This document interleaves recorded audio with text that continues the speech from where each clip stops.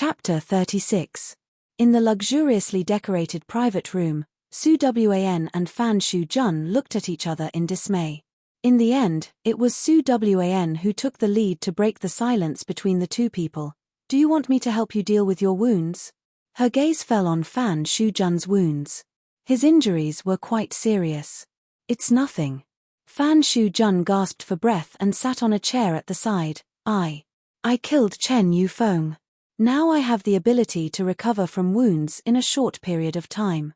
When Fan Shu-jun was stopped by Chen Yufeng on the road, he noticed that Chen Yufeng's breathing was unstable. He and Bai Xiao Yu were both injured. With his keen observation, Fan Shu-jun saw through Chen Yufeng's identity. When the two people were entangled, he killed Chen Yufeng. And before Chen Yufeng turned into ashes, he told Fan Shu-jun that he was killed by Chi Mu. Chi Mu was a ghost.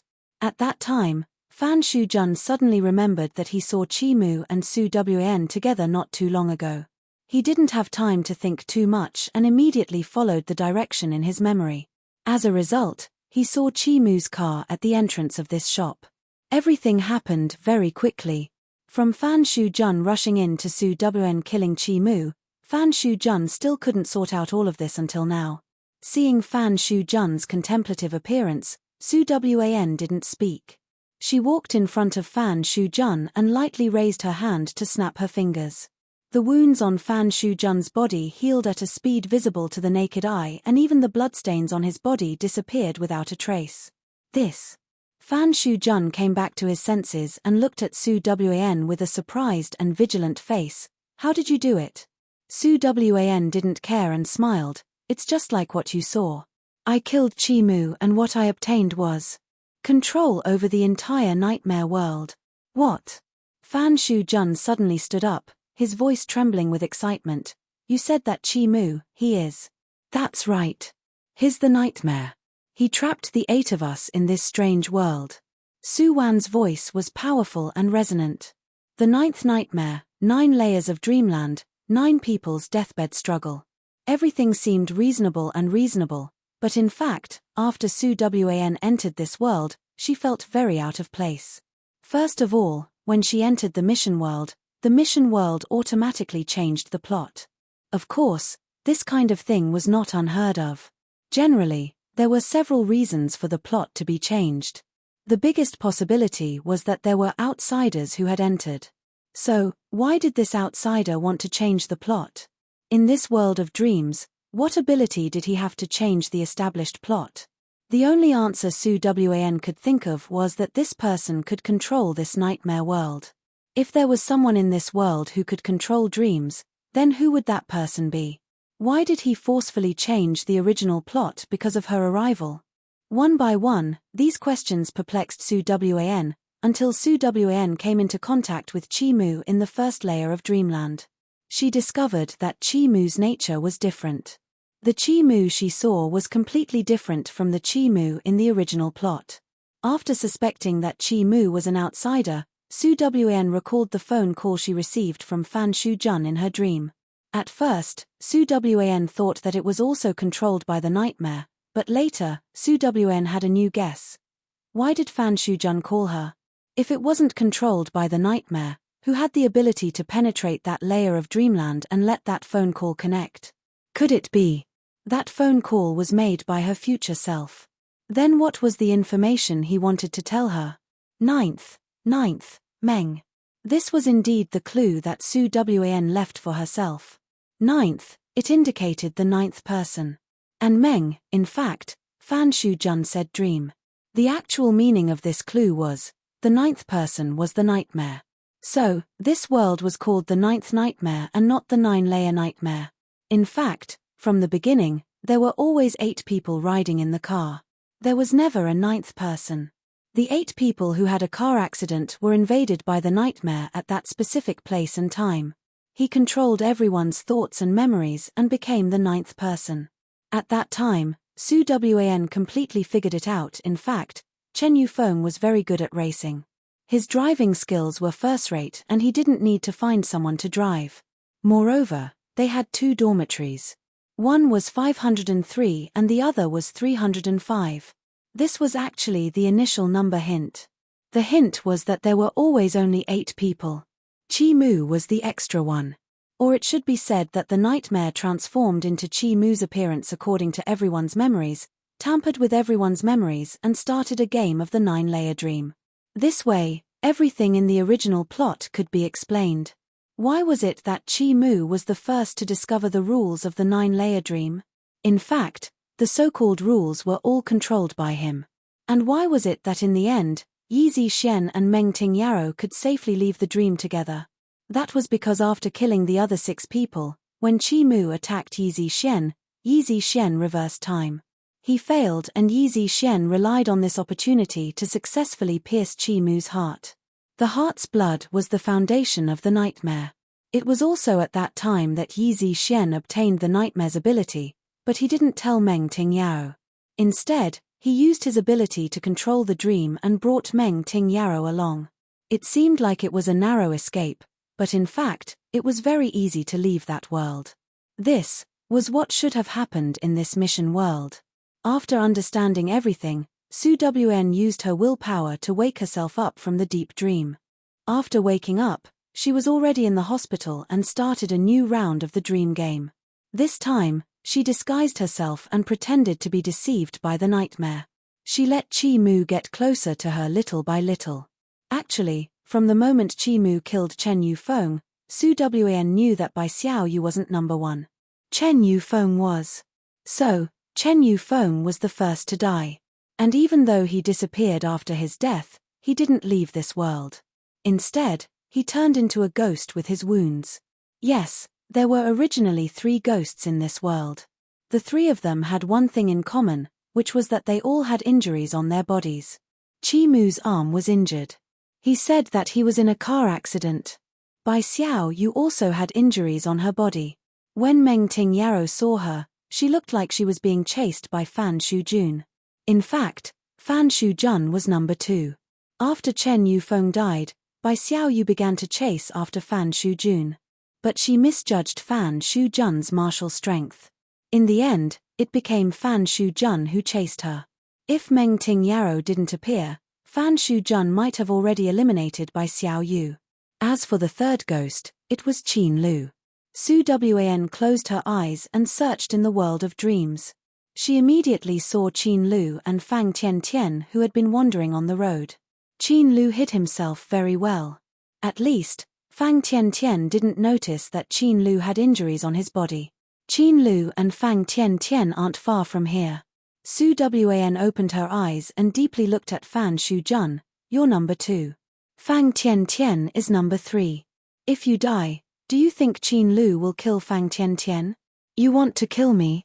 Fan Shujun looked at Su Wan and looked straight into her eyes. Su Wan only smiled with a slightly profound meaning. Now, this world was under her control. She once again snapped her fingers at Fan Shujun and Fan Shujun fainted. Look, the nightmare's ability is simply invincible and useful. But why did Chi Mu have to be so roundabout? Because he's the annoying plane restorer. His existence was to serve the male lead.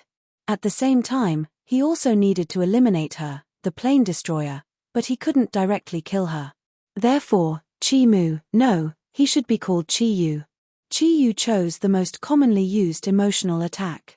He planned to deceive her memory and then make her fall in love with him.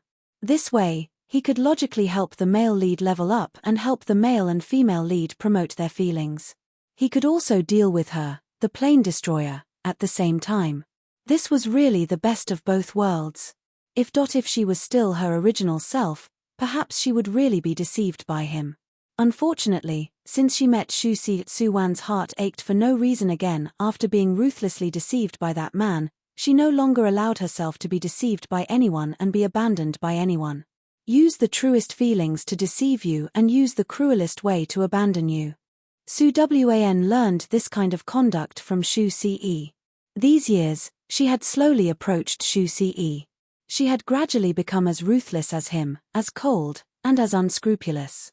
So, in this world, in this game, Chi Yu was never Su Wan's opponent. On the spacious street, 2 figures, one tall and one short, were walking in tandem. Suddenly, The tall figure in front of them stopped. Qin Lu? Fang Tian looked at the person in front of her with some doubt. Qin Lu, what's wrong? Nothing. Hiding the strange look in his eyes, Qin Lu slowly clenched his fists. From the moment he woke up from the nightmare, he knew that he was dead.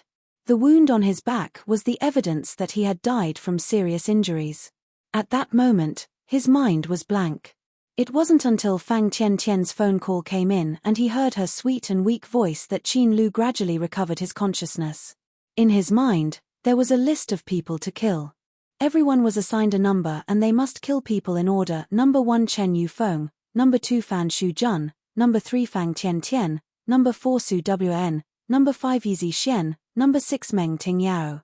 At that time, Qin Lu was suddenly a little afraid.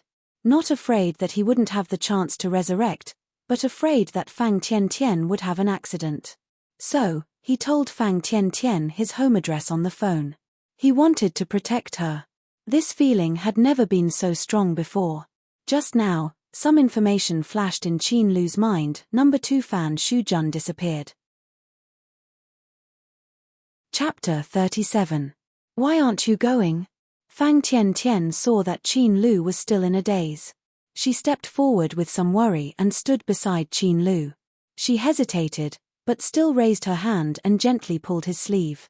I suddenly remembered that I left something at home. Qin Lu suddenly turned to look at Fang Tian. Tian, accompany me back to get it. Let's not go find Su Wn first. Now, any place was not safe for Fang Tian. The most reliable place Qin Lu could think of was his own home. Fang Tian did not doubt Qin Lu's words. Seeing Qin Lu turn around and walk back, Fang Tian obediently followed behind him. The two of them had just walked a short distance when they saw three familiar figures. Qin Lu. Bai Xiao Yu first discovered Qin Lu's figure and glanced at Fang Tian beside him. Bai Xiao Yu looked pensive and looked at Qin Lu with a strange gaze. With Qin Lu's strength, dealing with Fang Tian was as easy as flipping his hand. But now, Fang Tian was still alive and wearing Qin Lu's coat. This was really unexpected. Bai Xiao Yu did not act rashly. She didn't know what Qin Lu was planning and just silently looked at the two people. From the beginning, Bai Xiao Yu knew that she was a ghost. 3 ghosts, 6 people. Although there were few ghosts, they had many targets. Relatively speaking, this situation was very advantageous to them. But in reality, killing a person in exchange for the chance to continue living in that person's place. This sounded very simple, but after familiarizing herself with the rules, Bai Xiao Yu knew how cruel the rules of this world were. When you kill a person, while you get the chance to live, that person will also become a ghost. In other words, there will be fewer and fewer people. If everything goes well, each ghost will kill a person, and the 3 new ghosts will kill the remaining 3 people. Then, in the end, there will be exactly 6 people who can survive. Unfortunately, reality was not a mathematical calculation. At least now, Bai Xiao Yu did not kill a single person. It seemed that Qin Lu did not make a move, and now 2 people have died. According to the rules, there should be 5 ghosts now, and only 4 people left. If things continued to develop like this, the final result would only be mutual annihilation. Bai Xiao Yu, who had always been familiar with the law of the jungle, was also very nervous at this time. She was afraid that Qin Lu would expose her identity, then her current situation would become very dangerous and passive. Fortunately, Qin Lu only took a deep look at Bai Xiao Yu, then his gaze fell on Yizi Xian and Meng Ting Yao.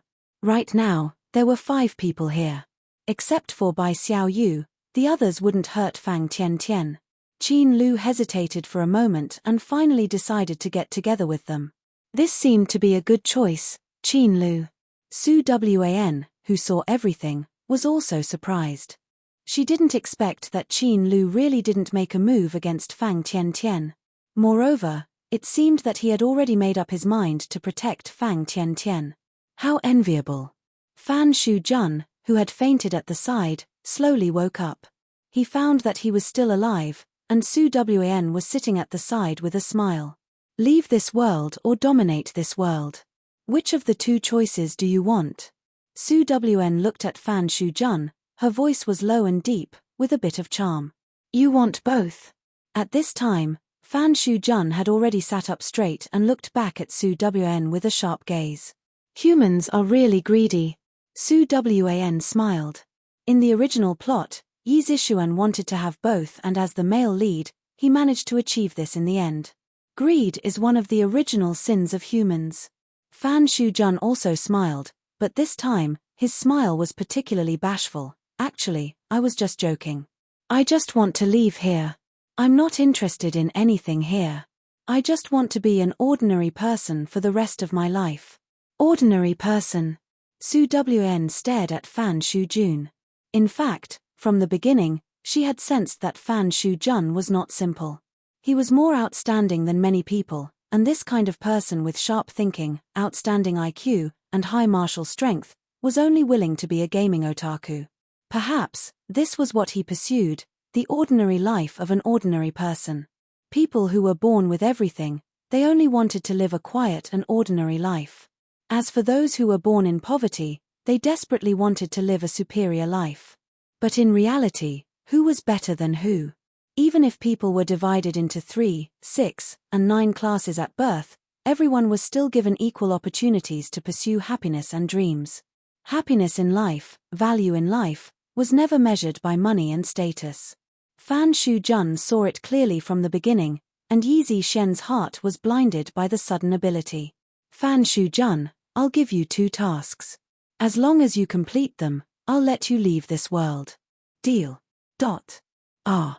Yi Zishuan shouted and sat up from the bed. The pain in his body seemed to have not disappeared.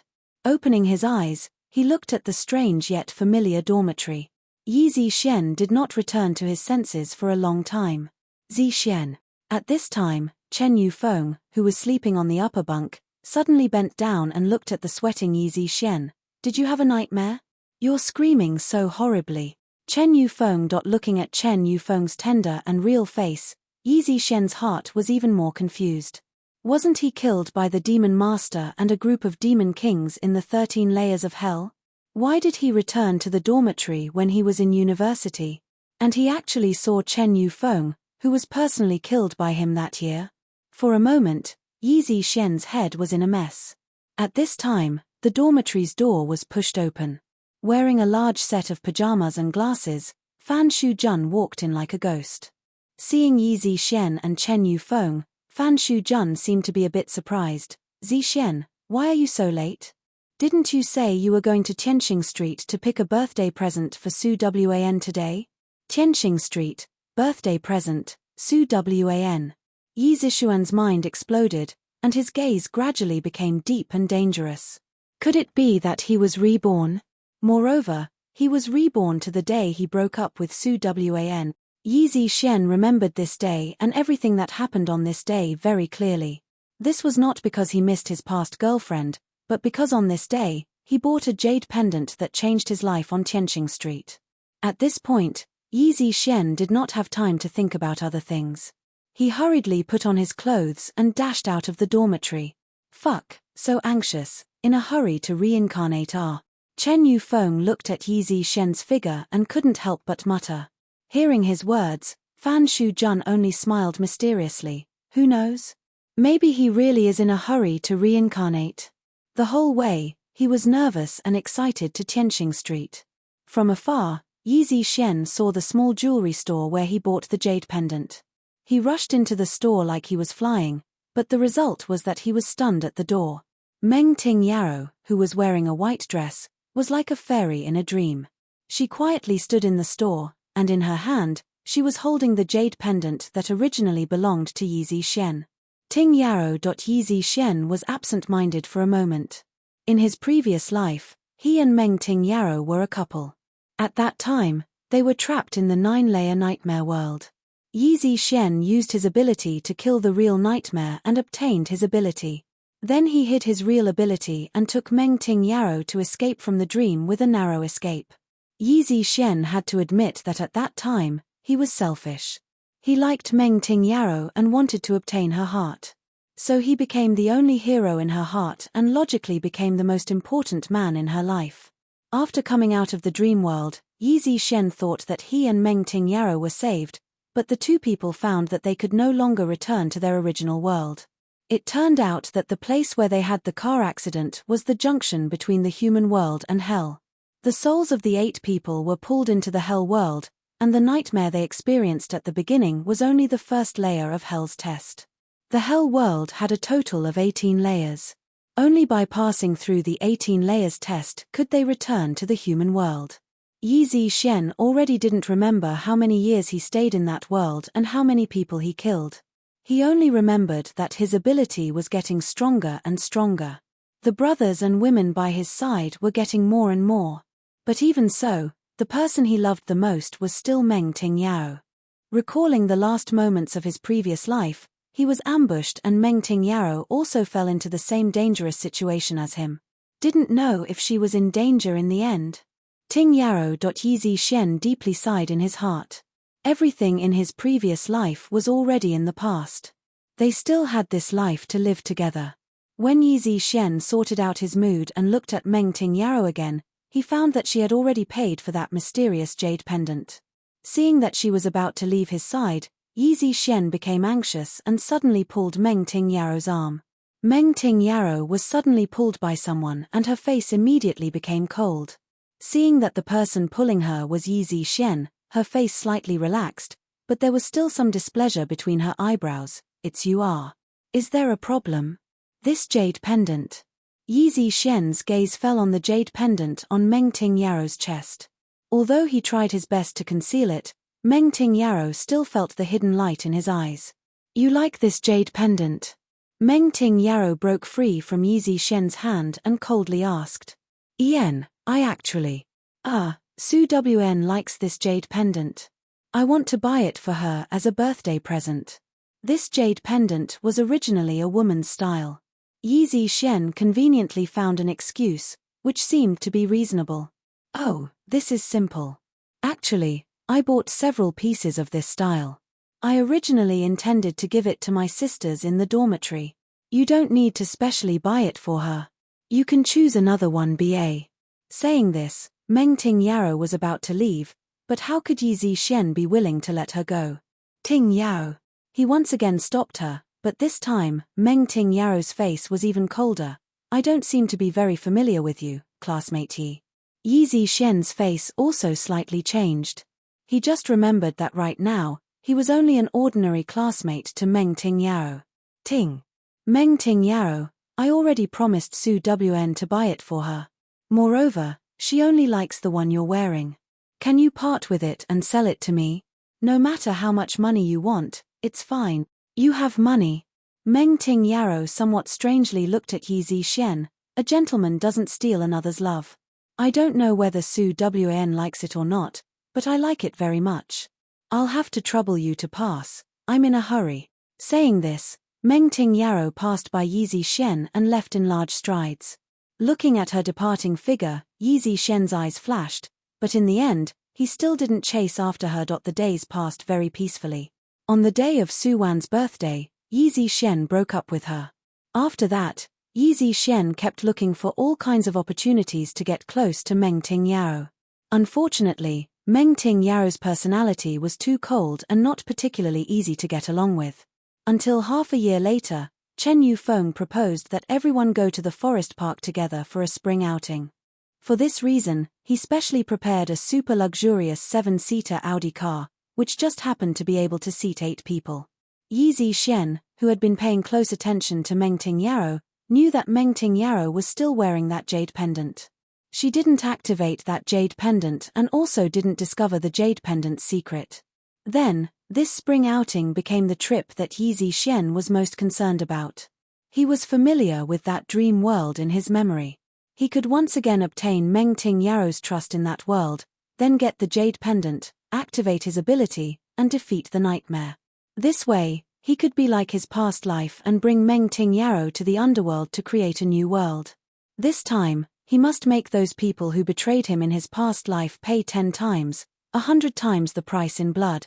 Yi Zishen's plan was very perfect, but unfortunately, everything was wrong from the beginning. Chen Yufeng organized this spring outing in order to pursue Meng Tingyao. Although Meng Tingyao agreed to Chen Yufeng's request, she changed the location of the spring outing at the last minute. There was no car accident, no nightmare, and even no ability. Yi Zixian was muddle-headed and felt that the whole world was wrong. There must be a mistake somewhere. His life was clearly not like this. When his emotions were about to collapse, Yi Zixian finally stopped Meng Tingyao, who was about to go out for a walk at the entrance of her villa. Looking at the jade pendant that she still wore on her chest, Yi Zixian's eyes flashed with a greedy and crazy red light.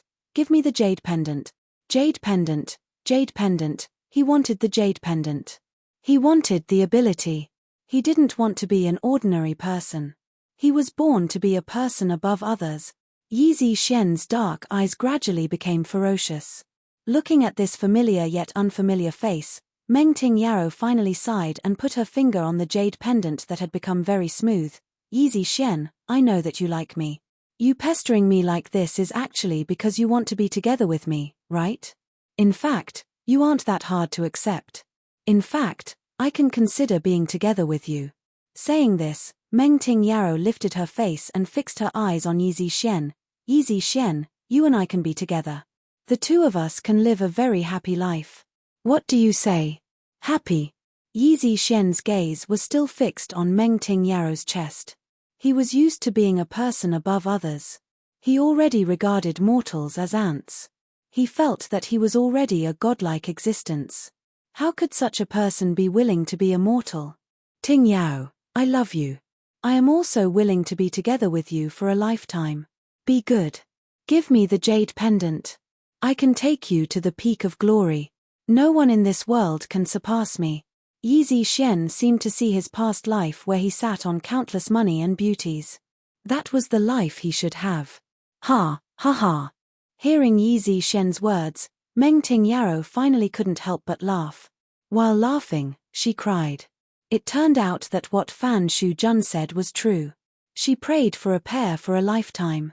She hoped to be together with Yi Zixian again and grow old together for a lifetime. It was really just her own idiotic dream. "The jade pendant and me, you can only choose one." Meng Tingyao took off the jade pendant and put it in her palm. Her heart still held the last trace of hope. However, Yi Zixian only hesitated for a moment and still chose that mysterious jade pendant. Yi Zixian, that kind of person, looked decisive on the surface, but in reality, he was a selfish person. Su Wen quietly watched as Yi Zixian happily took back his ability and quietly watched as Meng Tingyao sadly turned around and left. It's said that in love, whoever is moved first loses. This kind of saying is sometimes not accurate. Some people are easily moved and also easily changed. Since ancient times, men were fickle in love. Su Wen also believed that in this world, there were good men who were infatuated. For example, Qin Lu. But even more were people like Yi Zixian. They were unwilling to be ordinary and bite off more than they could chew. They thought that they were infatuated for a long time, but in reality, they were the most fickle people. "Fan Shujun, you did a good job this time." Su Wan turned her head and glanced at Fan Shujun, who had been silently standing behind her. Fan Shujun still smiled shyly. "What are you going to do next?" "I want to let Yi Zixian continue to be betrayed in the next layer of the dream and continue to be reborn. Until the day he has nothing left." Su Wan's voice was very calm, without a trace of coldness, but Fan Shujun felt cold all over. Women really are terrifying creatures. Fan Shujun didn't understand why Su Wan wanted to torture Yi Zixian like this, but he also didn't intend to ask further. He and Su Wan were only business partners, or it could be said that they had a subordinate relationship. Whatever she ordered, he would do. Everyone would get what they want and the ending would be happy. This was enough.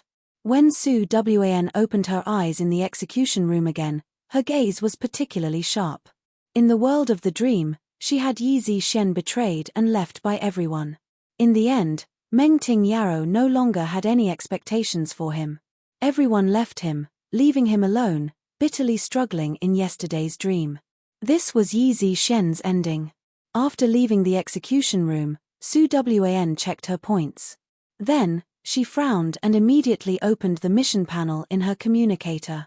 Without looking at it, she casually selected a lower-level mission and directly returned to the execution room.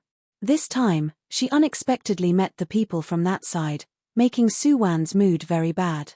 She urgently needed to enter a simple and comfortable mission world to properly calm her mood. Finally finished writing. Seeing that the little friends are very concerned about our family's Su Rui, he will reappear in the second volume of Substitute Lover.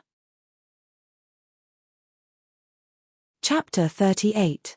Sitting in the first-class cabin of the plane, Su Wan lowered her eyes and looked at the financial magazine that was placed flat on her knees.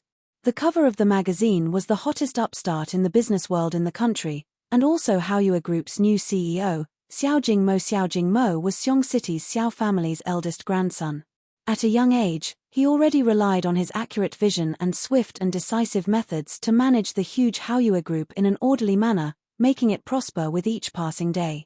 He was Xiong City's top diamond bachelor, and was also the dream lover of many Xiong City's young ladies. This kind of rich and powerful, young and promising man, moreover, he was also handsome. Which woman wouldn't like him? Of course, no one in this world would have a smooth life. In other people's eyes, Xiao Jingmo was a winner in life, but in Xiao Jingmo's eyes, he was just a loser in love. Before he was found by Xiao family, Xiao Jingmo was just an ordinary teenager. He and his mother depended on each other for survival. The two people's days weren't considered poor, but they weren't rich either. When Xiao Jingmo was in high school, he fell in love with a girl. The girl was his deskmate. Her grades were very good, and she was also very beautiful. The most important thing was that her personality was very good. She was especially kind and enthusiastic. At that time, Xiao Jingmo was also at the age where he first awakened to love. He and the girl had good impressions of each other. The two people quickly confirmed their relationship of love and made an agreement to enter the same university and major after graduating from high school. At that time, the future they were looking forward to was beautiful and happy, but after the college entrance examination, everything changed. The girl who was born into a wealthy family chose to go abroad to study. Before leaving, she didn't even inform him and only left Xiao Jingmo a cold and indifferent breakup letter. That year was the most painful and most dispirited year in Xiao Jingmo's life. Not long after the girl went abroad, Xiao Jingmo's mother also passed away because of an acute illness. He had no relatives or friends in the huge Xiong city. Many nights, Xiao Jingmo relied on reminiscing the sweetness and beauty of the past to pass. Until one day, when Xiao family's people found him, only then did Xiao Jingmo know that he was actually the son of Xiao family's eldest young master who was stranded outside. Speaking of Xiao Jingmo's life experience, it was also a melodramatic story of a rich and powerful Cinderella. At that time, young Master Xiao fell in love with a beautiful poor girl. Their relationship was strongly opposed by Old Man Xiao, who was the head of the Xiao family at that time. Later, young Master Xiao simply made an appointment with the girl to elope together. However, on the day of the appointment, young Master Xiao had a serious traffic accident on the way to the appointed place. He was directly sent abroad by Old Man Xiao for treatment. Although the medical equipment there was more perfect, young Master Xiao still passed away a month later. And that commoner girl couldn't wait for anyone that day, so she could only dejectedly step on the train to return to her hometown. After returning to her hometown, she only knew that she was pregnant. In the end, she gave birth to Xiao Jingmo. She laboriously raised her son alone. Until many years later, when she once again brought her son to Xiong City, she unexpectedly found out that young Master Xiao didn't abandon her, but had an accident and passed away. Since then, Xiao Jingmo's mother's body began to rapidly weaken, and finally, she also passed away.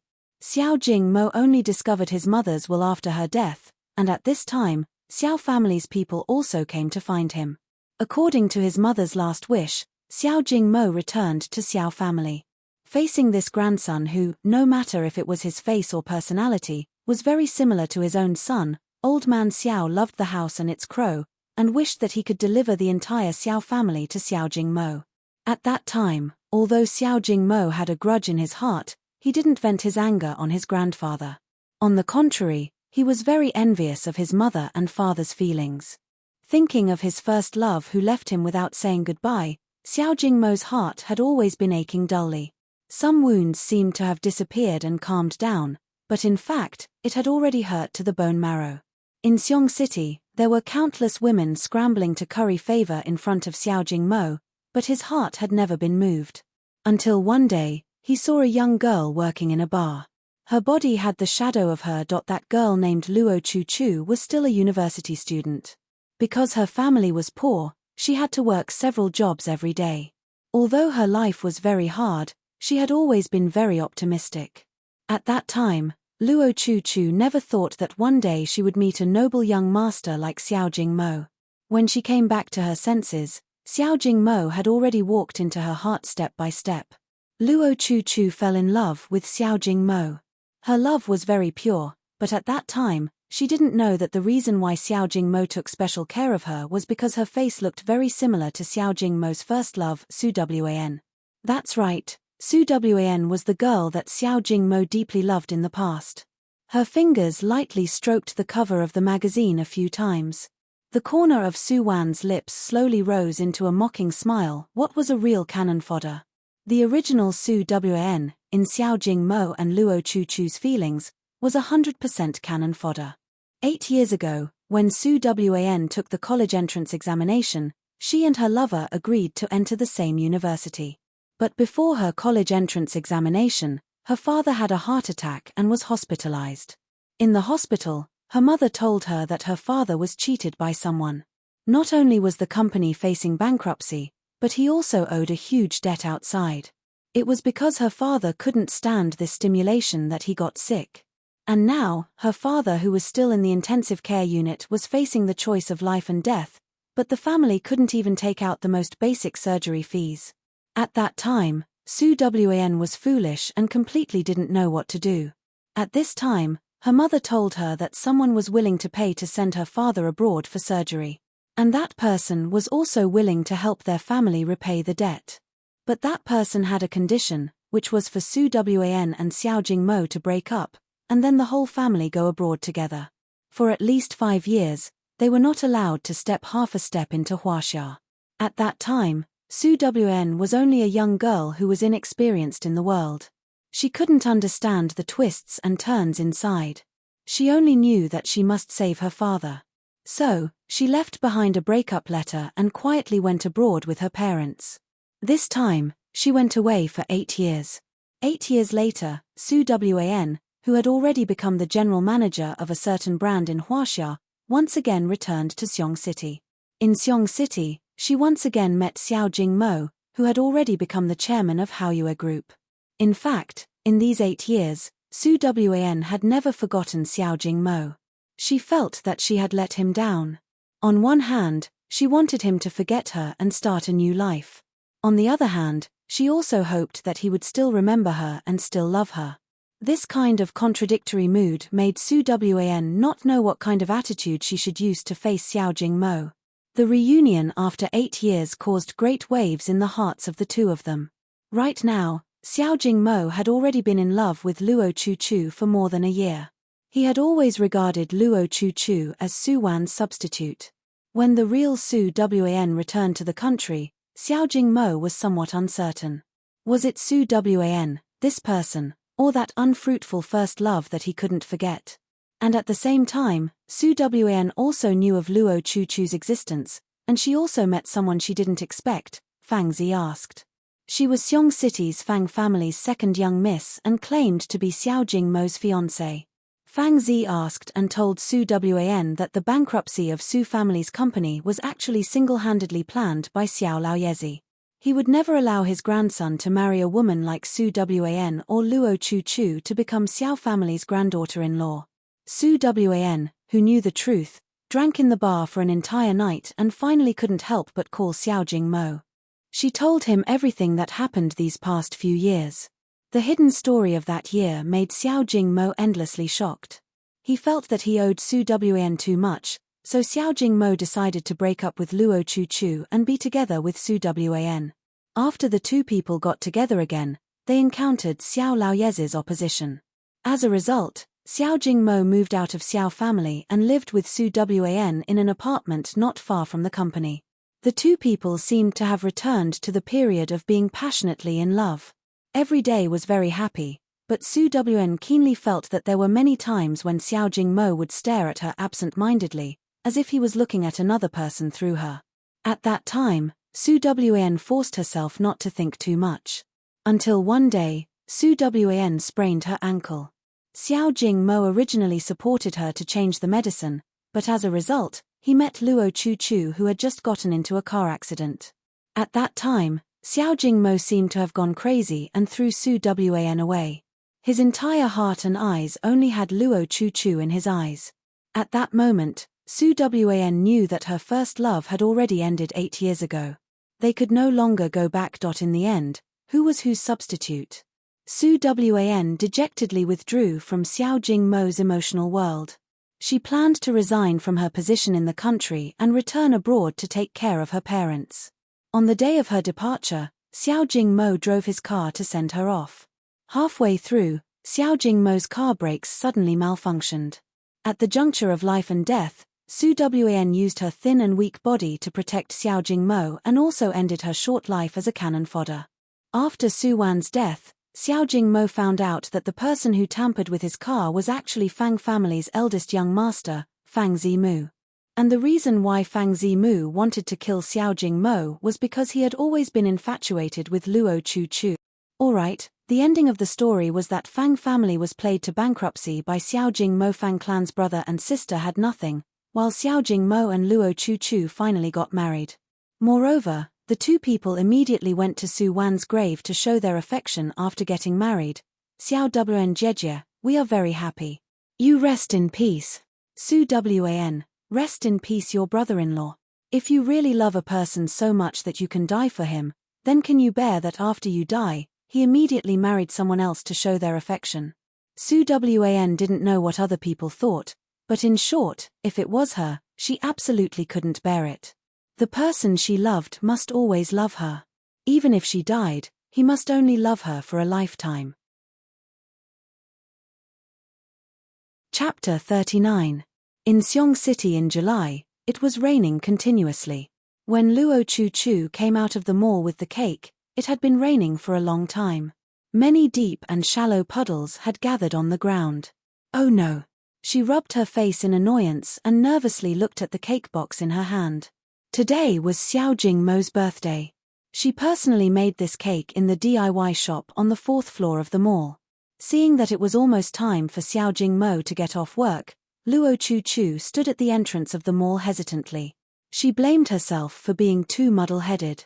She clearly knew that it would rain these few days, but she still forgot to bring an umbrella when she went out.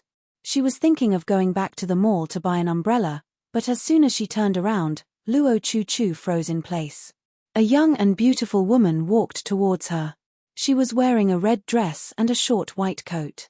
Her simple and bright attire matched with her chestnut curly hair, making her look particularly sexy and charming. Of course, this wasn't the reason why Luo Chu was in a daze. What she really cared about was this woman's appearance.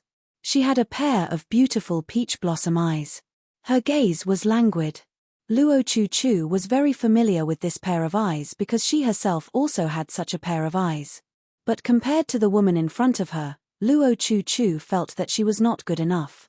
Perhaps it was because Luo Chu's gaze was too focused and enthusiastic. The oncoming woman slowly stopped in front of Luo Chu. Hello.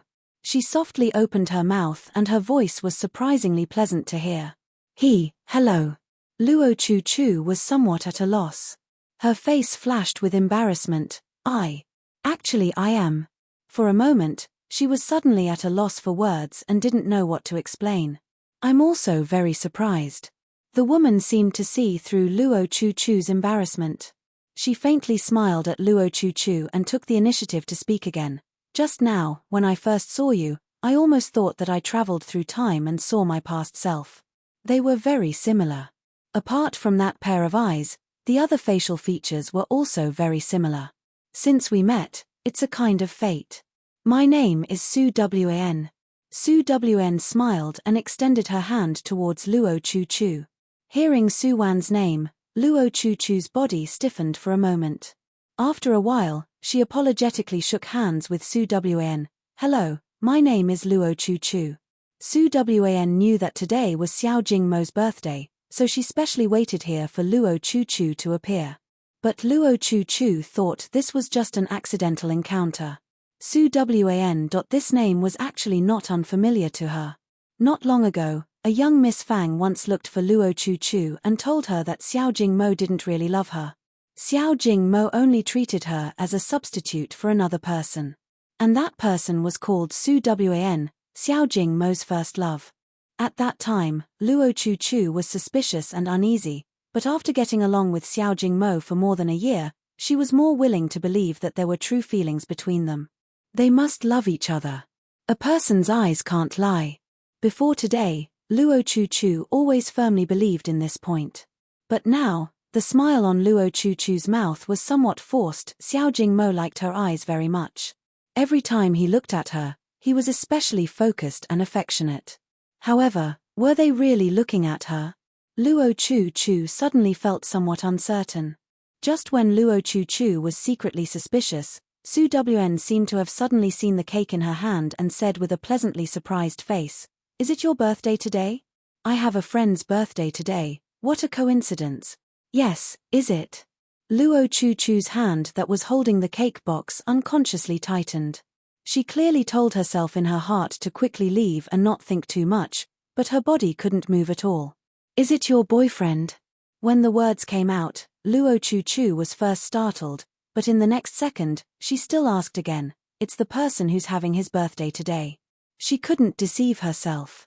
Actually, she cared very much. It can be considered so? Su Wan's expression was somewhat hesitant. "We haven't seen each other for many years. Maybe he already no longer loves me." "Oh, so it's like that." Luo Chuchu knew that her current expression must be extremely ugly. I still have things to do, I'll leave first." Not waiting for Su Wan to answer, Luo Chuchu already turned around and quickly ran out of the mall, even forgetting to buy an umbrella. "A woman in love Su Wan shook her head. She walked to the door and saw Luo Chuchu cutting a sorry figure rushing into the heavy rain. However, she hadn't run a few steps when she was blocked by a black Maserati. Su Wan stood far away and couldn't see the appearance of the person in the car through the curtain of rain. But she was certain that the person driving was definitely not Xiao Jingmo. Get in the car. The Maserati's window slowly rolled down, revealing a young man's face. The man looked to be 27 or 28 years old. His soft short hair was dyed chestnut and stuck to his bright and clean forehead. The man's complexion was not white, but it was very healthy and sexy. His handsome facial features carried a bit of gloominess. Especially that pair of pitch-black eyes. Occasionally, a cold glint flashed past, making people involuntarily feel frightened and alarmed. Fortunately, although his face was cold, his gaze was still peaceful. Fang Zimu. Luo Chuchu saw the man's face and was first stunned. Then she hesitated for a moment, but she still quickly opened the car door and got into the car. Fang Zimu glanced at Luo Chuchu from the rearview mirror and was about to drive away. Suddenly, his line of sight stopped somewhere. That heart that was already numb to the point of not feeling, suddenly fiercely beat. "It's her." A cold glint flashed in his eyes. Fang Zimu suddenly opened the car door and rushed towards the entrance of the mall. But when he ran there, the figure that made his heart beat had already disappeared. The vast curtain of rain blurred Fang Zimu's line of sight. The ice-cold rain followed his soft short hair and dripped on his face. "Is that you?" Fang Zimu unconsciously tightened his fists, leaving a red scar on his palms. After standing in the rain for a moment, he silently turned around and left. In the cyan misty rain, that tall and slender figure looked very lonely. Until that black Maserati sped away in the curtain of rain, Su Wan slowly appeared from a corner with an umbrella. When he sensed her, she actually saw him too. Su Wan already guessed that the owner of that car should be young Master Fang Zimu, but after seeing that man get out of the car, Su Wan almost reflexively turned around and quickly hid in the corner. She didn't know what was wrong with her, but that face that was exactly the same as Su Rui's, for a moment, really scared Su Wan. Maybe it was just that they looked alike. Well, Su Wan must admit that Fang Zimu not only looked like a mature version of Su Rui, his gaze, the faint aura that his body emitted, and the feeling he gave her, were all exactly the same as Su Rui. Moreover, if Su Wan didn't feel wrong, the other party clearly recognized her just now. It couldn't be helped, Su Rui's perception was simply terrifying. Just. Why was he here? And he even became Fang Zimu? Chapter 40. When Fang Zimu returned to Fang family, Fang Ziwen had just finished her makeup. "Gee, you're back." Fang Ziwen looked at the mirror and checked her makeup. She quickly raised her head and looked at Fang Zimu. Hearing Fang Ziwen's words, Fang Zimu didn't answer. Instead, he walked to the sofa in the villa's hall and lightly leaned on the sofa. "Gee." Fang Ziwen, who was finally satisfied with her dress today, put away the makeup mirror and looked at Fang Zimu not far away. She couldn't help but reveal a trace of surprise. "How come you're all wet?" At this time, Fang Zimu was particularly quiet and leaning on the left side of the sofa. The custom-made suit that was worth hundreds of thousands of yuan was wet. He closed his eyes and let the water drip from the ends of his hair onto his face. At this time, Fang Zimu was too quiet. So quiet that Fang Ziwen was at a loss. In her memory, her brother had always been strong and overbearing, even cold and unreasonable. She didn't expect that such a strong brother would actually have such a quiet side. "Gee, how come you?" Fang Ziwen couldn't help but feel a bit soft-hearted. She wanted to step forward and ask, but her voice was suddenly cut off by Fang Zimu's indifferent voice. "Shut up." Fang Zimu suddenly opened his eyes. That pair of slender pitch-black eyes flashed with a trace of blood. Fang Ziwen fearfully retreated 2 steps. Her face became deathly pale in an instant. "Ge, I was wrong." Her voice carried an uncontrollable tremble. Fang Ziwen, who was familiar with her brother's temperament and nature, was very clear. At this time, Fang Zimu was on the verge of a violent rage. He was very scary at this time. Glancing at Fang Ziwen's shivering appearance that was wrapped up like a peacock, Fang Zimu's heart became even more irritable. How could this kind of trash get Xiao Jingmo's favor? If it wasn't because his current body was Fang Ziwen's brother, Su Rui really wanted to slap this incompetent woman to death. As soon as he thought of his mission goal when he entered this world, he thought of his current bitter identity as an affectionate supporting male. Su Rui's face became even more unsightly. He gloomily stared at Fang Ziwen a few times before he once again spoke in a low voice. "You want to go to Xiao Jingmo's birthday party?" "Yes." Hearing her elder brother mention Xiao Jingmo, Fang Ziwen's face couldn't help but smile. "Jingmo personally invited me. I naturally have to dress up well. After all, I'm his fiancé. Maybe he will invite me for the first dance tonight." Speaking till here, Fang Ziwen couldn't help but straighten her body, as if she was particularly proud. In fact, Fang Ziwen's appearance wasn't bad, but this young lady had grown up crooked since childhood. She always mingled with a group of Gothic-style rich second generation, causing her own aesthetic to be a bit distorted. Su Rui somewhat disdainfully looked at Fang Ziwen's multicolored hair. She thought that she was a different kind of firework, but in fact, she was a unique feather duster. He raised his wrist and looked at the time. Su Rui simply stood up and pulled Fang Ziwen towards the door. Brother, what are you doing?" Fang Zi asked with a bit of apprehension. She thought that her brother's anger hadn't subsided yet. Was he planning to vent his anger on her? Thinking of the tragic end of those people who had offended her brother, Fang Ziwen's legs trembled and her voice trembled. "Brother, you're my younger sister. No, you're my blood brother. It was still raining outside. Su Rui stood at the entrance of the villa. He pushed Fang Ziwen into the heavy rain and looked at her indifferently as she was drenched by the rain. Looking at the makeup on her face being smeared by the rain, Su Rui's expression eased up a lot. "Go find Ya Fei and let him help you cut your hair short and dye it back to black. Come back before 4:30 for me to check." Before his voice fell, Su Rui had already turned around indifferently. Bang! The door of the villa in front of Fang Ziwen ruthlessly closed. Fang Ziwen fiercely bit her lips, but her heart felt very powerless. It's really enough to have such a ferocious older brother. Older sister Wan, this is Xiao family's invitation card. The assistant, Chen Wei, placed an exquisitely crafted invitation card in front of Su Wan. Su Wan had just returned from the shopping mall. She casually took off her small jacket and only wore the one-shoulder red dress, revealing her fair and smooth shoulders. Her whole person looked particularly casual and lazy. Xiao family. Sitting on her boss's chair, Su Wan played with the invitation card and the corner of her mouth raised into a playful smile. Our EVFA has always had a cooperative relationship with Haoyue Group. However, this is the first time Xiao family has sent us an invitation to a private banquet, right? Yes, sir.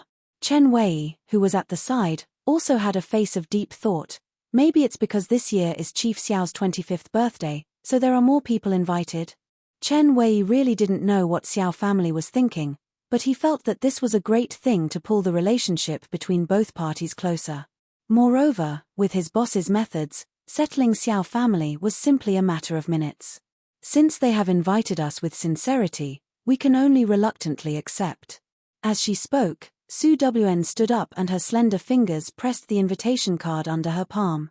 She leaned her upper body and her chestnut-colored curly hair slid down from her fair shoulders.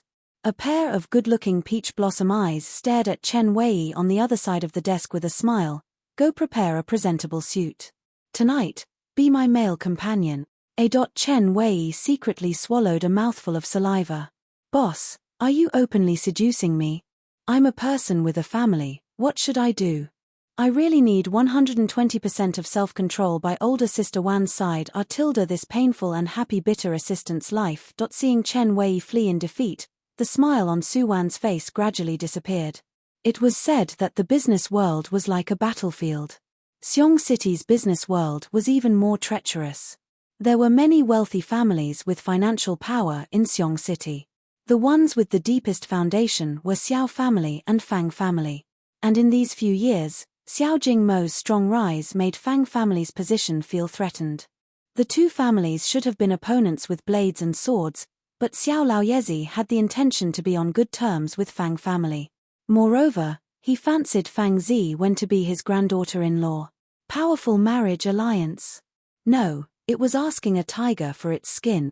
Su Wan's gaze fell on that invitation card again. Whether it was Su family's bankruptcy 8 years ago or this invitation card 8 years later, it was definitely Xiao Laoyezi's handiwork. This Laoyezi was really a chess expert. However, the feeling of meeting one's match was also not bad. Su Wan's whole body relaxed and sank into the comfortable leather chair. According to the original world's plot, she coincidentally met Xiao Jingmo on the third day after returning to the country. But this time, Su Wan took the initiative to avoid a reunion with Xiao Jingmo. She originally planned to start with Luo Chu, but now it seems that meeting with Xiao Jingmo in advance was already impossible to change. Thinking of Luo Chu's birthday cake, Su Wan could imagine that she must be celebrating her birthday with Xiao Jingmo right now. And at the banquet tonight, Xiao Jingmo would also formally introduce Luo Chu to everyone in the business world for the first time. When a fake meets the real thing, and under the watchful eyes of everyone, what kind of scene would it be? Chapter 41. Xiao Jiao's banquet was held in one of Xiao Jiao's lakeside villas. The banquet started at 7 p.m. Su Wan, who had changed into a pure white evening dress, arrived at Xiao Jia early in the morning accompanied by Chen Wei. There weren't many guests coming and going at this time. Because it rained during the day, the air outside was particularly humid and the air was mixed with the smell of grass after the rain. As soon as Su Wan and Chen Wei entered the door, they attracted a lot of people's attention. EVFA's Huaxia region's new chief Su, everyone still had a certain amount of curiosity towards Su Wan. Especially when they saw her dress tonight, the eyes of many rich people brightened. Tonight, Su Wan's makeup was very simple. The white dress didn't have too many embellishments, but it was this naturalness that set off her young face with light makeup, making her look especially pure and seductive. Among the luxuries, there was a unique elegance. Su Wan knew that tonight, Xiao Jingmo would definitely prepare this kind of elegant and beautiful style for Luo Chu. She was really embarrassed. She just liked to wear the same clothes as others. Seeing other people looking at him with all kinds of envy, jealousy, and hatred, Chen Wei, as a man, was still in pain and happy.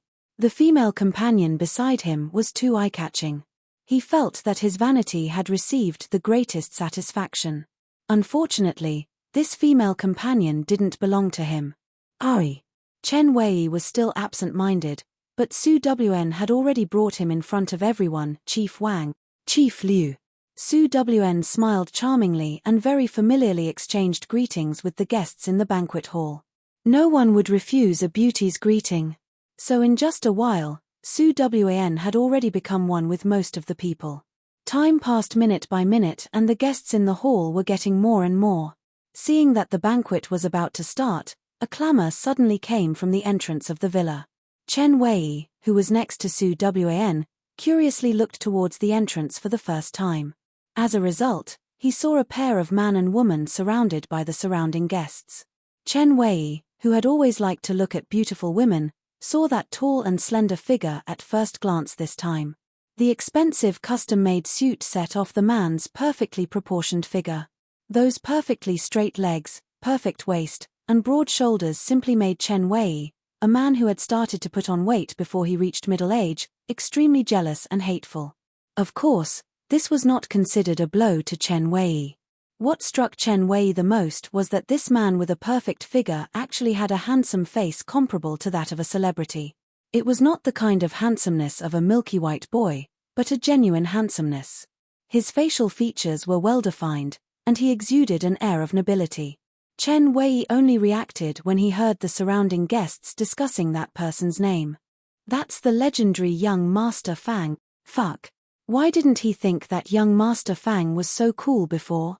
It's Fang Zimu, Fang family's eldest young master. Afraid that Su Wan didn't recognize this lord, Chen Wei couldn't help but lean close to Su Wan's ear and whispered. In just that instant of contact, Chen Wei acutely felt that he was being stared at by a pair of gloomy and cold eyes. The feeling of being stared at by a venomous snake, even though it was only for a moment, caused his entire back to be soaked in cold sweat. Who was it? He actually had such a terrifying gaze. If looks could kill, Chen Wei absolutely didn't doubt that he would have been torn apart by 5 horses at that moment. Chen Wei's complexion paled as he looked around. But that moment of feeling was like his illusion, completely untraceable. In fact, the moment Su Rui came in, Su Wn saw him. During the day, she only took a quick glance. Now, she was truly sizing up Su Rui. He had shed his previous fiendish aura. Now, Su Rui had the perfect appearance of an elegant and noble young master.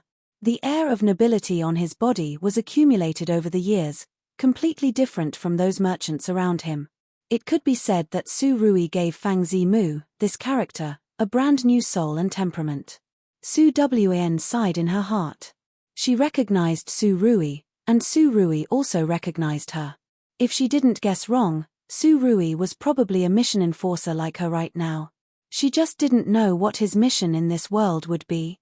Thinking of this, Su Wan couldn't help but look sideways at Su Rui's female companion. It was Fang Ziwen.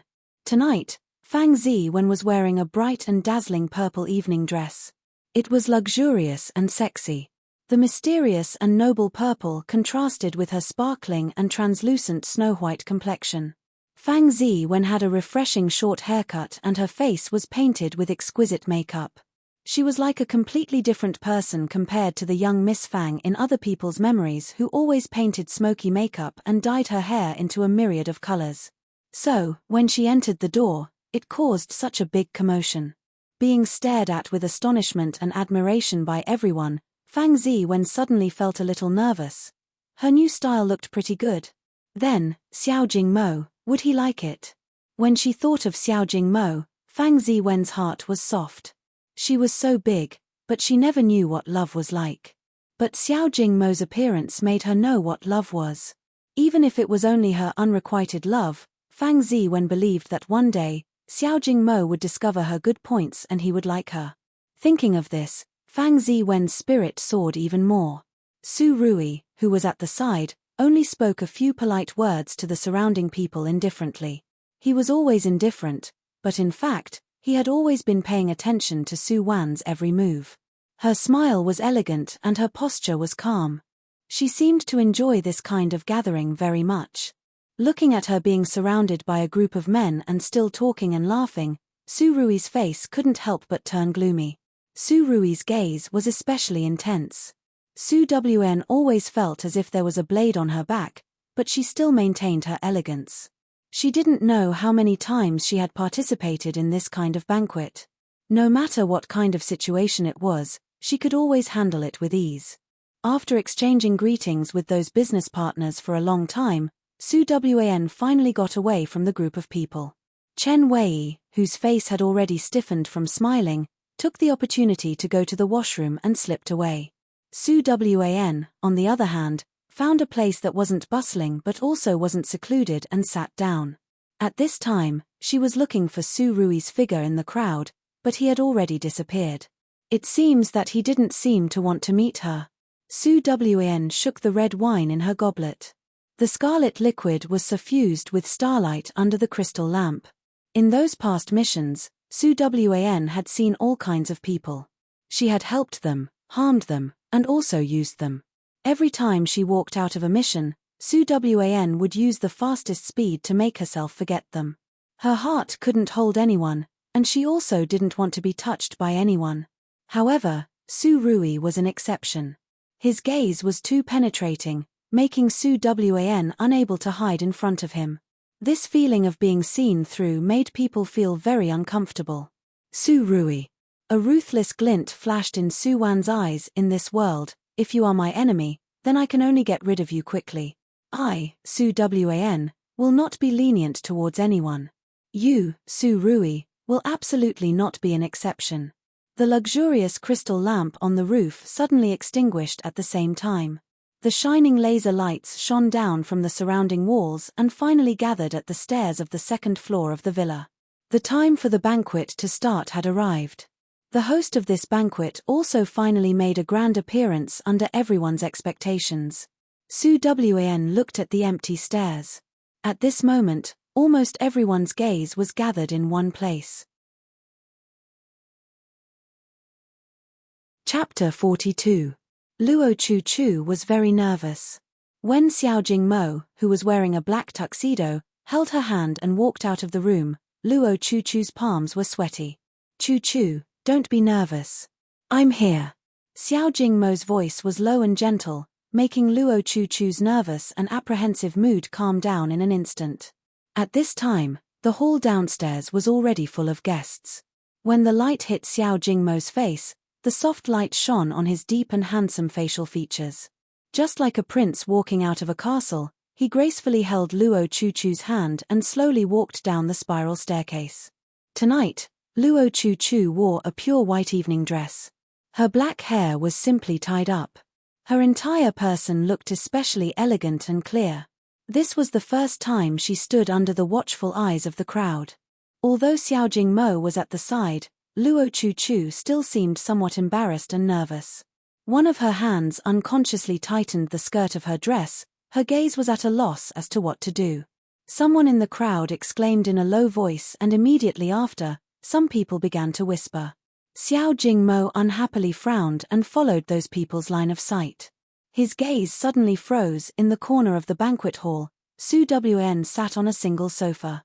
Her chestnut-colored curly hair was lazily tied up behind her head. There were still a few strands of hair naughtily hanging by her ear. She leaned sideways, the white dress set off her exquisite and well-proportioned figure. She had an elegant temperament like a lotus. As if she felt everyone's strange gaze, Su Wan, who was holding a wine glass and had something on her mind, suddenly turned her line of sight. This glance seemed to have penetrated through time and space, traversing the other side of the ocean, traversing through 8 years of time. The two people's gazes unexpectedly met in midair. Almost instinctively, Xiao Jingmo stared blankly at Su Wan. Unconsciously, he already loosened the hand that was holding Luo Chu. Su Wan's gaze was especially pure. She also quietly looked at Xiao Jingmo. Her red lips slightly opened, as if she wanted to say something. However, her gaze glanced at Luo Chu beside Xiao Jingmo. Su Wan's gaze darkened and somewhat hesitated. In the end, she still avoided Xiao Jingmo's gaze.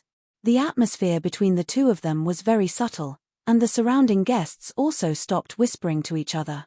From the moment Luo Chu appeared, most of the people who had seen Su Wan could see that this Chief Xiao's female companion was unexpectedly very similar to EVFA's Chief Su. Of course, when they compared the two people at a close distance, everyone quickly discovered the difference between the two people. Luo Chu, who was born poor, didn't have Su Wan's innate temperament. Especially when the two people were wearing the same colored gift, the difference between them was clear. Su Wan. The moment Xiao Jingmo released her, Luo Chu also saw Su Wan. At that moment, Luo Chu's heart plummeted in an instant. She couldn't hear the whispers of the surrounding guests, but Luo Chu felt that those people were looking at her with ridicule in their eyes, as if they were looking at a counterfeit that was about to be abandoned. Yes, she had always been a substitute for that woman, hadn't she? Not long ago, Luo Chu was still looking at her new self in the mirror and feeling particularly happy.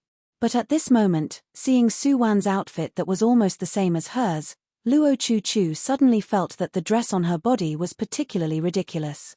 It turned out that Xiao Jingmo's so-called white suits you the most was a lie. His heart only had Su Wan, and his eyes only had Su Wan. He dressed himself more and more like Su Wan, but unfortunately, she was not his Su Wan after all. Luo Chu's complexion changed again and again. She unconsciously bit her lips, and a trace of blood seeped out of her red lips. Unfortunately, she already couldn't feel the pain. Time seemed to be extended infinitely at this moment.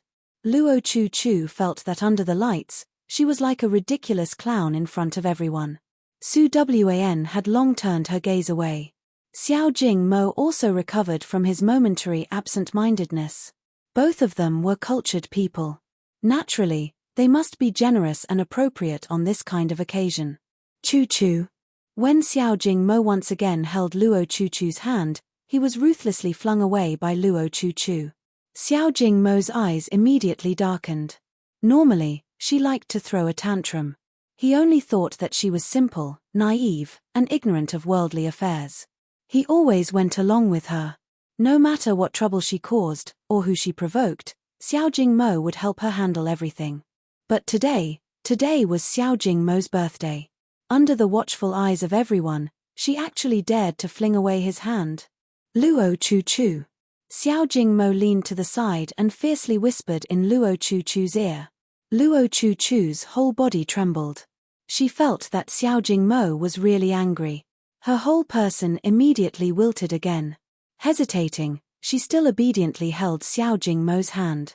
In the end, Luo Chu's experience was still too shallow. She, who was usually loved and pampered by Xiao Jingmo, was not like those mature and elegant women who knew how to look at a man's face and knew when to give her man the biggest face. Su Wan was still quietly drinking alone, as if the surrounding clamor had nothing to do with her. The banquet officially began. For the first dance of the banquet, as expected, Xiao Jingmo naturally chose Luo Chu as his dance partner. Looking at Xiao Jingmo and Luo Chu dancing gracefully in the banquet hall, the one with the worst expression was naturally Fang Ziwen. She asked herself that she was Xiao Jingmo's genuine fiancé. This time, he also personally sent an invitation to her. In the end, he actually held another woman's hand and showed off his affection. What was this? Demonstrating to her? Or ridiculing her for overestimating her capabilities? Fang Ziwen's beautiful face was calm. She almost crushed the wine cup in her hand. Ziwen, why are you alone? At this time, Ouyang Jing, who was wearing a red low-cut dress, came in front of Fang Ziwen while holding a wine cup. Ouyang family and Fang family had always had a good relationship. Ouyang Jing and Fang Ziwen could be considered to have grown up together. Although the two people didn't often play together, Ouyang Jing always treated Fang Ziwen especially well. When she was a child, Fang Ziwen still thought that she was especially likable. As she slowly grew up, Fang Ziwen also clearly understood that Ouyang Jing treated her well everywhere because she fancied her tyrant-like brother and wanted to be her sister-in-law. Ever since she understood this matter, Fang Ziwen rarely had contact with Ouyang Jing. Although the bottom of her heart was very afraid and sometimes she didn't even like her big brother, in Fang Ziwen's opinion, a woman like Ouyang Jing simply wasn't worthy of her big brother. I like to be alone. Do you have an opinion? Seeing that Ouyang Jing had already sat beside her, minding her own business, Fang Ziwen still didn't give her a good expression. Ouyang Jing just gently smiled. You wouldn't be jealous because of Xiao Jingmo's female companion, right? Jealous? Just based on her, is she worthy? Fang Ziwen still sneered. That kind of commoner, as long as she used a little trick, she could consign her to eternal damnation. But right now, Fang Ziwen still didn't want to make things awkward with Xiao Jingmo, so she didn't touch Luo Chu-Chu. In Fang Ziwen's opinion, Xiao Jingmo would one day get tired of that Luo Chu-Chu who didn't know anything. At that time, no one would support her. If she wanted to play her to death, it would be effortless. Ziwen actually saw it clearly. Ouyang Jing smiled and took a sip of red wine. That woman is nothing more than a substitute, nothing more. Now that the main person has returned, I reckon that she won't be able to be proud for a few days.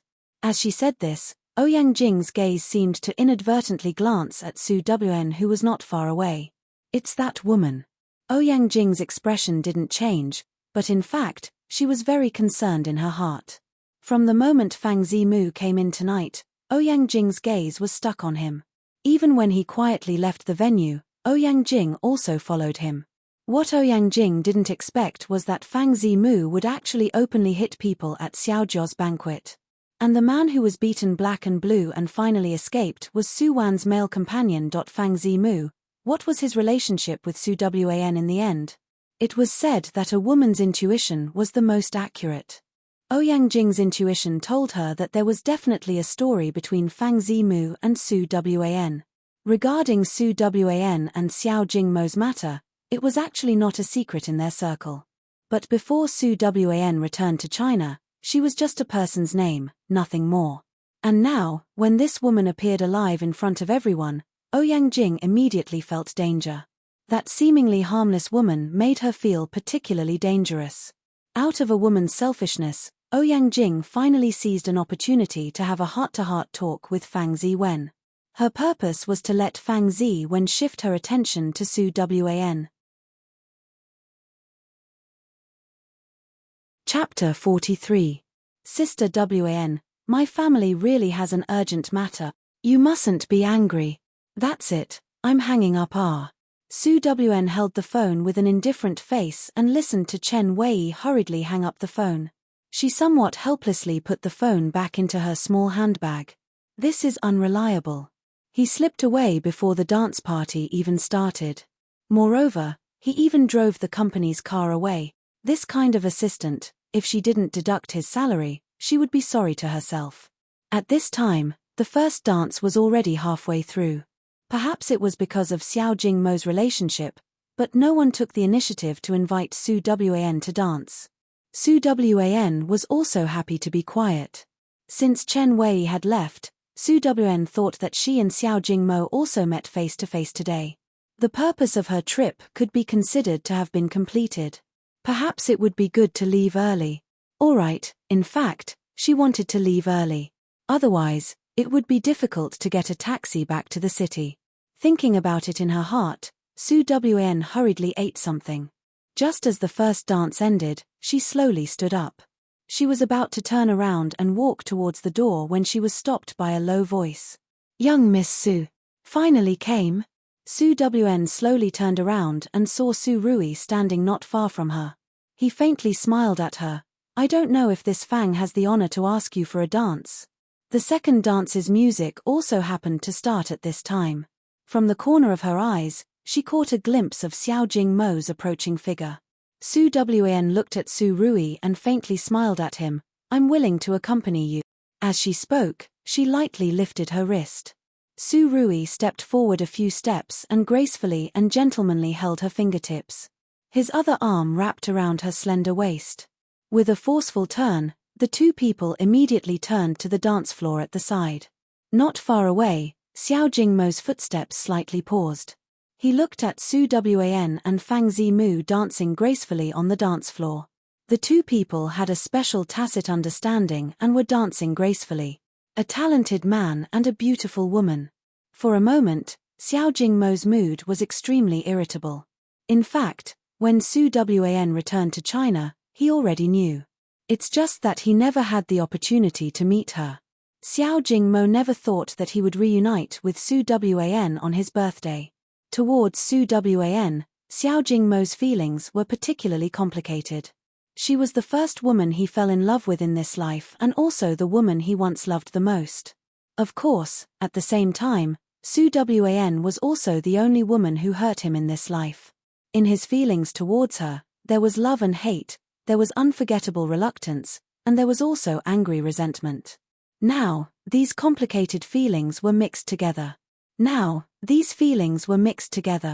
When he saw Wan, Jing Xiao Jingmo and Fang Zimu, Wan, Xiao, Xiao, Xiao, and Xiao Xiao Xiao Jing Xiao. Xiao.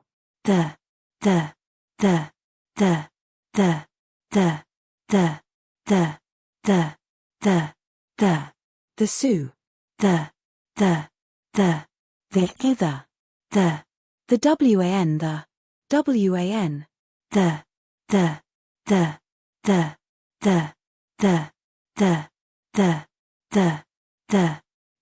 Wan. The T. The way. The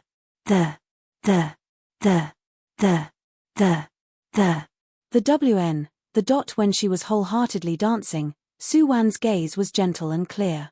She, who was immersed in the dance steps, put down her usual pretense and vigilance, and just concentrated on dancing to the tune. Right now, she looked exceptionally elegant and charming. In the end, the dance music got faster and faster. Su Wan and Su Rui's dance steps also sped up. In the last few beats, Su Rui suddenly hugged Su Wan's waist tightly, letting her stick to his body. The two people's bodies intimately touched each other. The dangerous and scorching aura and the imprisonment that she couldn't escape from made Su Wan return to her senses. She slightly narrowed her eyes and caught a glimpse of Su Rui's bottomless eyes. At the last beat of the dance song, Su Wan was still tightly held in Su Rui's arms until the curtain fell. There was a vacuum around them. The two of them seemed to be isolated from the world. Su Rui slightly lowered his head, his expression calm as he looked at Su Wan in his arms. After a short interval, the third dance song had already been played. This was a particularly soothing and melodious slow dance song. Su Wan raised her head and looked at Su Rui. The two of them didn't speak.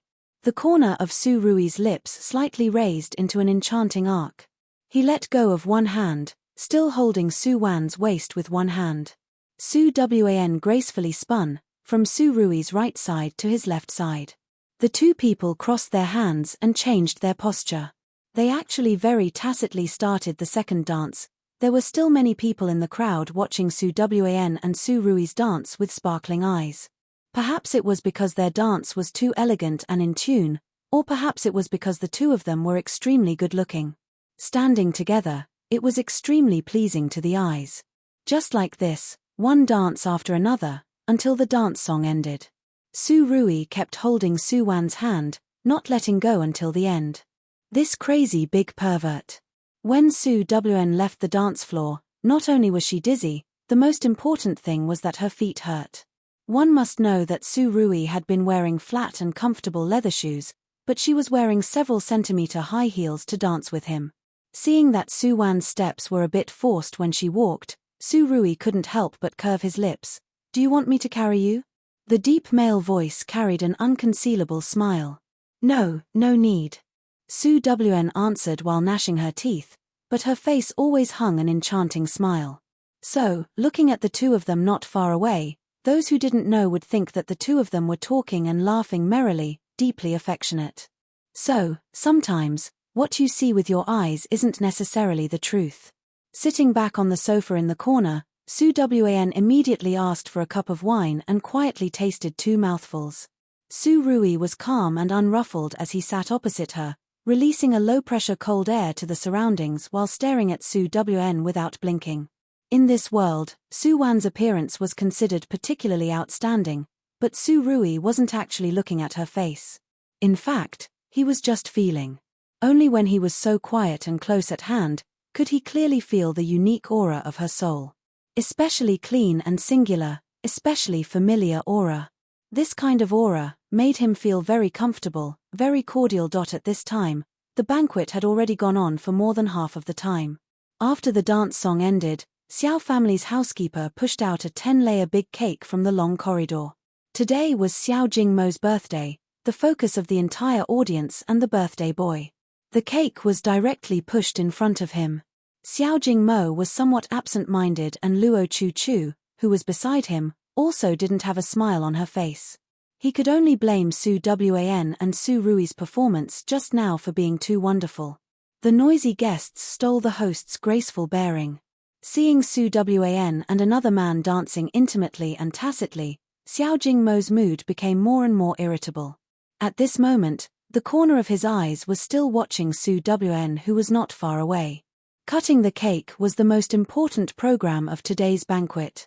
Su Wan naturally had to support the birthday boy like the others. She also left the sofa at this time and followed the crowd to Xiao Jingmo's side. Maybe it was because her feet were too uncomfortable. Halfway through, Su Wan didn't know who tripped her and her body almost fell to the ground. Xiao Jingmo, who had been staring at her, saw that Su Wan had an accident. His expression tightened and subconsciously wanted to lift his leg and run to her.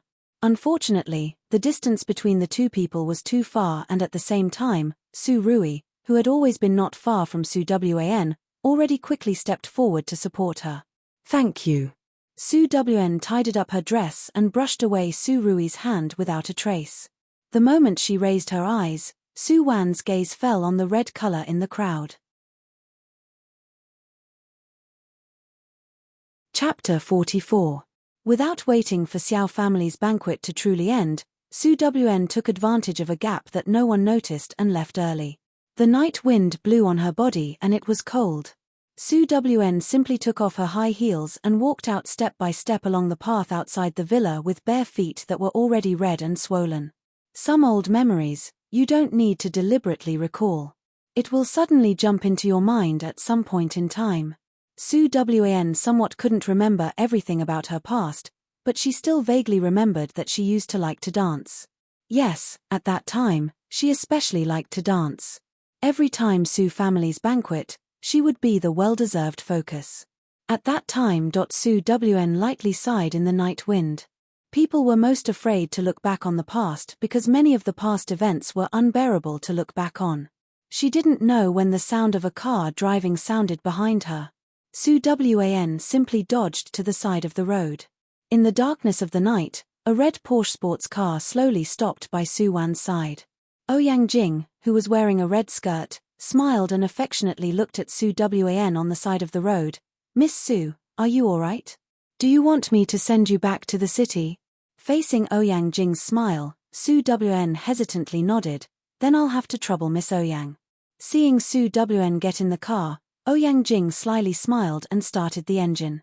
The car sped away in an instant. Xiao family's villa was a distance away from the city, but if you drove, it actually wouldn't take too long. Su Wan sat in Ouyang Jing's car. The car was filled with a faint fragrance. Su Wan somewhat tiredly leaned on the front passenger seat and unknowingly fell asleep. Seeing that Su Wan had fallen asleep, Ouyang Jing made a sharp turn and the car sped away in another direction away from the city. If the matter of Su Wan and Su Wan dancing together at the ball tonight made Xiao Jingmo feel irritated and jealous, then when it came to Ouyang Jing, it became complete jealousy and hatred. In Ouyang Jing's memory, Fang Zimu didn't care about any woman. Recently, Ouyang Jing only felt that Fang Zimu and Luo Chu seemed to be a bit close, but Luo Chu was Xiao Jingmo's person after all. Ouyang Jing didn't believe that the two of them could have any further relationship. But tonight, when she saw Su Wan for the first time in the banquet hall, the sense of crisis in Ouyang Jing's heart immediately burst. After all, Su Wan and Luo Chu were too similar. Moreover, when Fang Zimu held Su Wan and danced, that kind of gaze could not deceive people. Ouyang Jing had never seen such a serious and focused Fang Zimu. And tonight, all his seriousness and focus were given to another woman. Originally, it was not only one person who used Luo Chu as a substitute. Ouyang Jing didn't know how Fang Zimu knew Su Wan. Maybe the two people met abroad. Perhaps they had been together before. In short, at this time, Ouyang Jing's imagination was running wild. Along the way, she had already imagined dozens of versions of the love and hate between Fang Zimu and Su Wan. Every version made her hate her to the point that her teeth itched. The road became more and more remote, and the expression on Ouyang Jing's face became more and more gloomy. Finally, Ouyang Jing parked the sports car at the foot of a barren mountain.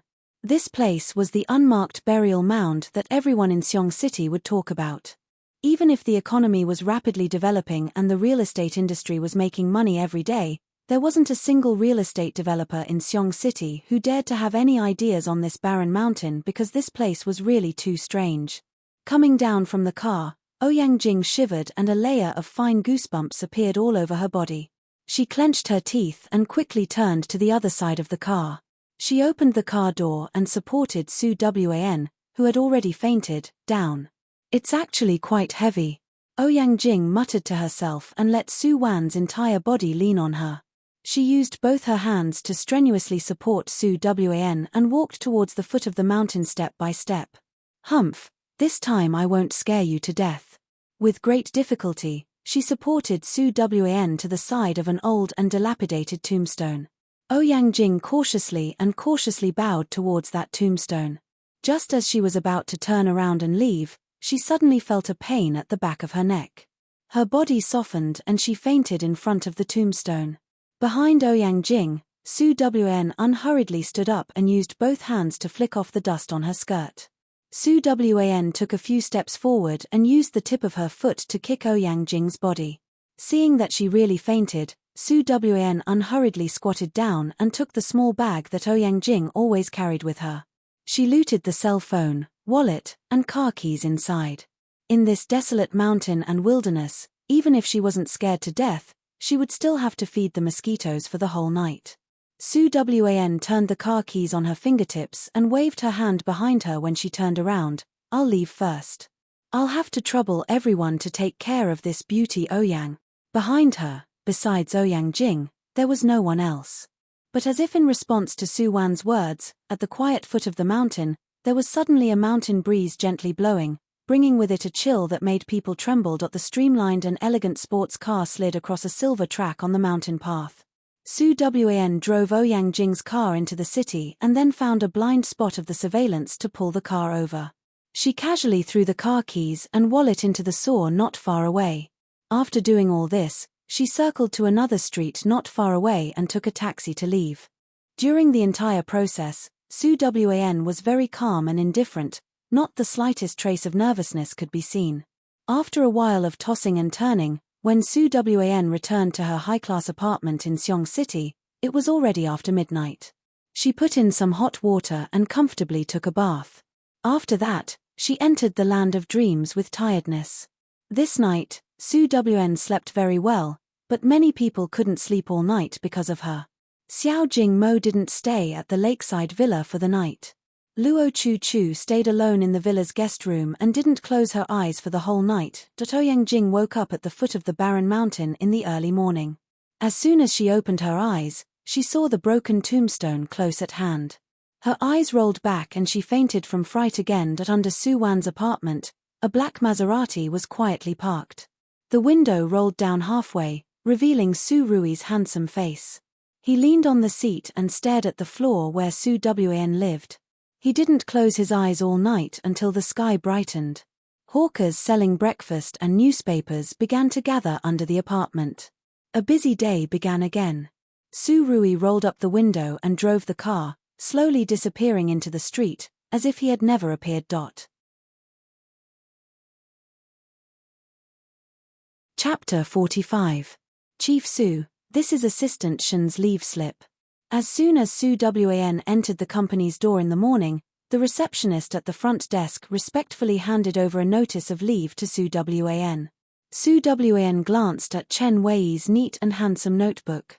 Her hands didn't move, but her pair of peach blossom eyes involuntarily narrowed. You tell Chen Wei, either you come to work or you directly give me a resignation letter. The time limit is half an hour. In the end, who gave him the guts to actually have the face to write a leave slip? She still hasn't settled the accounts with him for yesterday's matter. Seeing Su Wan turn around and enter the company's exclusive elevator without hesitation, the little beauty at the front desk pouted and quickly dialed Chen Wei's number. Chen Ge, I really tried my best. Chief Su is really too serious. Half an hour later, Chen Wei appeared in Su Wan's office, drenched in sweat. Boss. Chen Wei wiped the sweat on his forehead while cautiously looking at Su Wan on the boss's chair. You're 1 minute and 27 seconds late. Su Wan expressionlessly raised her head. Seeing Chen Wei's pig face, Su Wan froze for a moment and then slightly raised her eyebrows. This is the reason why you don't go to work? Chen Wei's swollen face that was beaten into a pig's head revealed a complicated and tangled emotion at the moment. It was truly too unsightly to look at.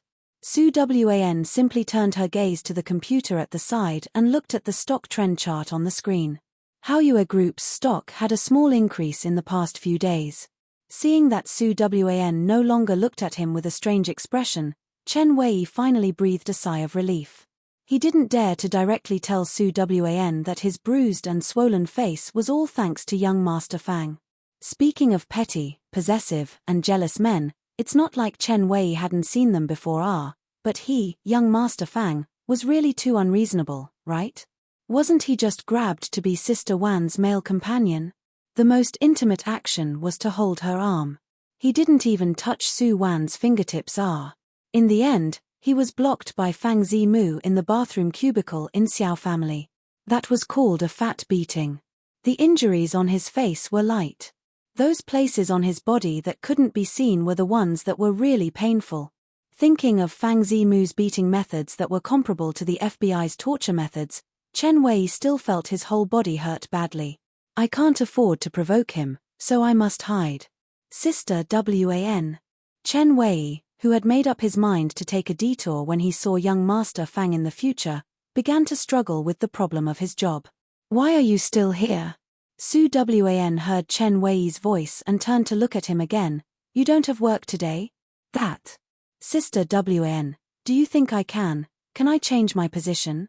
Chen Wei cautiously smiled at Su Wan. You see, I made such a big mistake these past 2 days, You're right.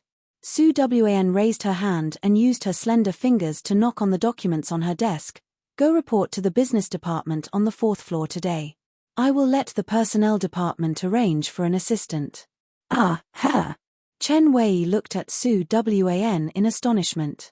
In all honesty, he just didn't want to continue working as an assistant, this high-risk occupation, that's all. He didn't plan to directly be demoted to the business department downstairs and start all over again. Sister Wan, boss Su. Look at me, actually Chen Wei was anxious and didn't know where to start.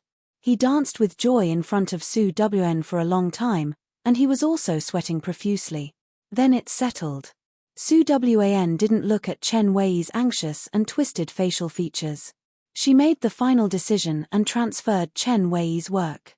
Seeing Chen Wei drooping his head and going back to pack up his personal belongings, Su Wan smiled and took out her personal tablet computer from the drawer of her desk. She skillfully unlocked the password and logged into her foreign bank account. Seeing the 8 digits of deposit inside, Su Wan couldn't help but frown. This money was only a fraction compared to the total assets of Haoyue Group, nothing more. It seems that with her current status, wanting to shake Xiao family by herself was an impossible task. Fortunately, Su Wan leaned on the chair and unconsciously thought of Su Rui. He was now Fang family's eldest young master, and at the same time, he should also be Luo Chuchu's pursuer. Although she was still uncertain how Su Rui would treat Luo Chuchu, at least, Su Rui and Xiao Jingmo's identities were opposed. The enemy of my enemy is my ally. Although he wasn't a very reliable ally, At least he was still very useful, wasn't he? EVFA brand was a very popular high-end brand in Huaxia region. Under its banner, it operated high-class men's clothing, men's perfume, as well as a variety of men's skincare products. Su Wan had already parachuted into Xiong City for a period of time. During this period of time, she finally finished handing over all the work left behind by her predecessor. Currently, the company's most important work was the autumn new product launch and the issue of the new spokesperson. Originally, EVFA's Huaxia region spokesperson was Huaxia's popular fashionista, Chu Chen. As a result, 2 months ago, Chu Chen was exposed as having an extramarital affair in his marriage.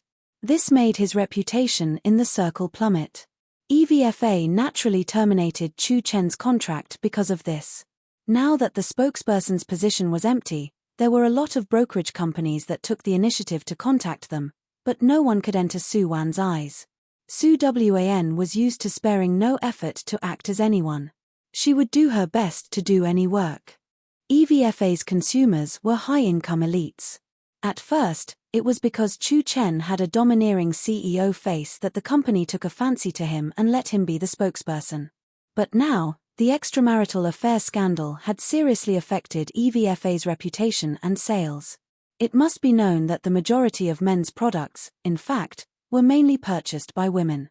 No woman would like a brand endorsed by a person who was unfaithful to their feelings and his wife. She was busy in the office for another day.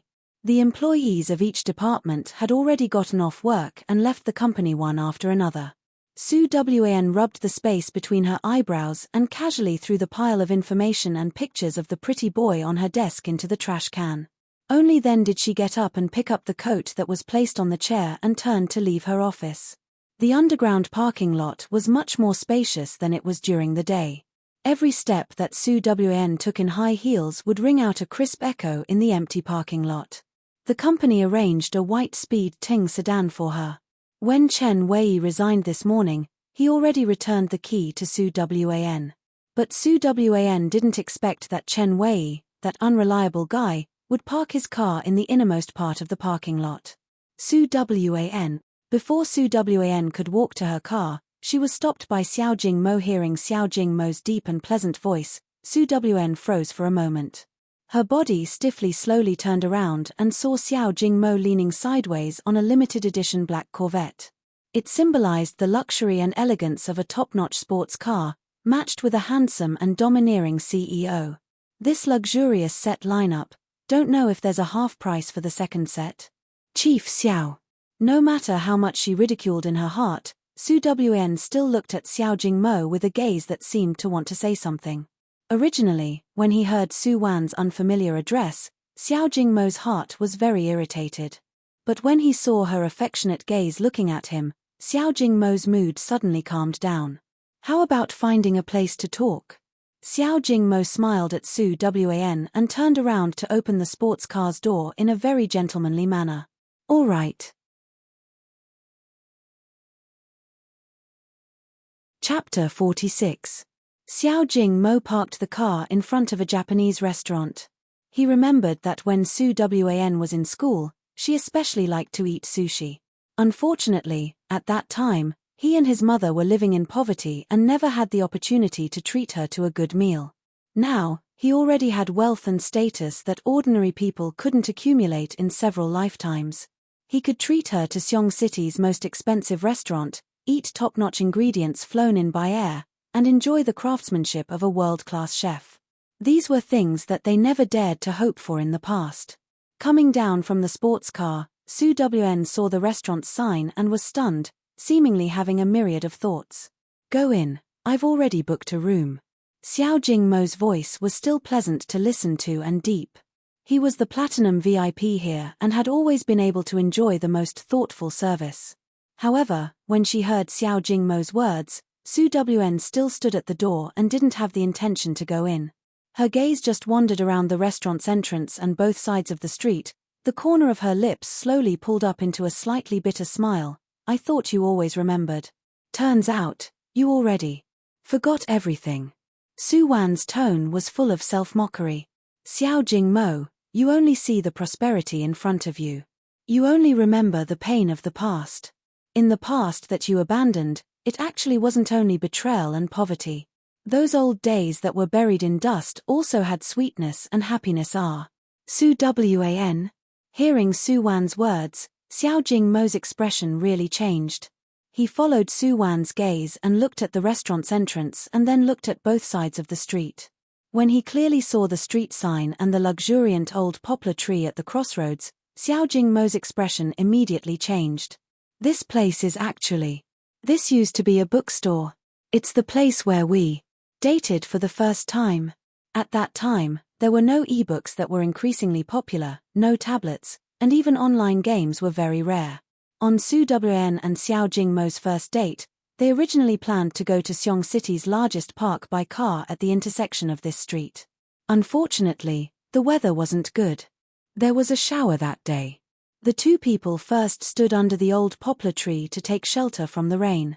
Seeing that the old shirt on Xiao Jingmo's body was drenched, Su Wan felt distressed and dragged him to a bookstore across the street. Su Wan used to frequent this bookstore. She was very familiar with the female owner who managed the bookstore. That day, she borrowed a hairdryer from the bookstore owner to help Xiao Jingmo dry his clothes and hair. The two people didn't go anywhere that day and just sat in front of the bookstore. While watching the drizzle outside the window, they enjoyed the sweet time of being alone for the first time. It's been 8 years. Su Wan sighed with some emotion. I didn't expect Sister Liu's study room to become a Japanese restaurant. Hearing Su Wan's sigh, Xiao Jingmo also gradually recalled many past events that he had deliberately forgotten. It was said that time was the most ruthless thing in this world. At this moment, Xiao Jingmo finally had a deep understanding of it. In the past 8 years, he was tightly bound by the feelings of those years. He refused to accept any woman's closeness. In the past 8 years, the only one who got close to him was Luo Chu, who had 60% to 70% imagination with Su Wan. He treated Luo Chu as Su Wan's substitute, but it wasn't the emotional substitute that other people imagined. Xiao Jingmo had thought more than once that if Su Wan knew that he would be Xiao family's only heir, would she still choose to leave him? In these 8 years, Xiao Jingmo was not reconciled. 8 years ago, he felt cheated and betrayed. At that time, he was a pauper, while Su Wan was the daughter of a rich family. At that time, many people talked behind their backs, saying that the two of them couldn't grow up.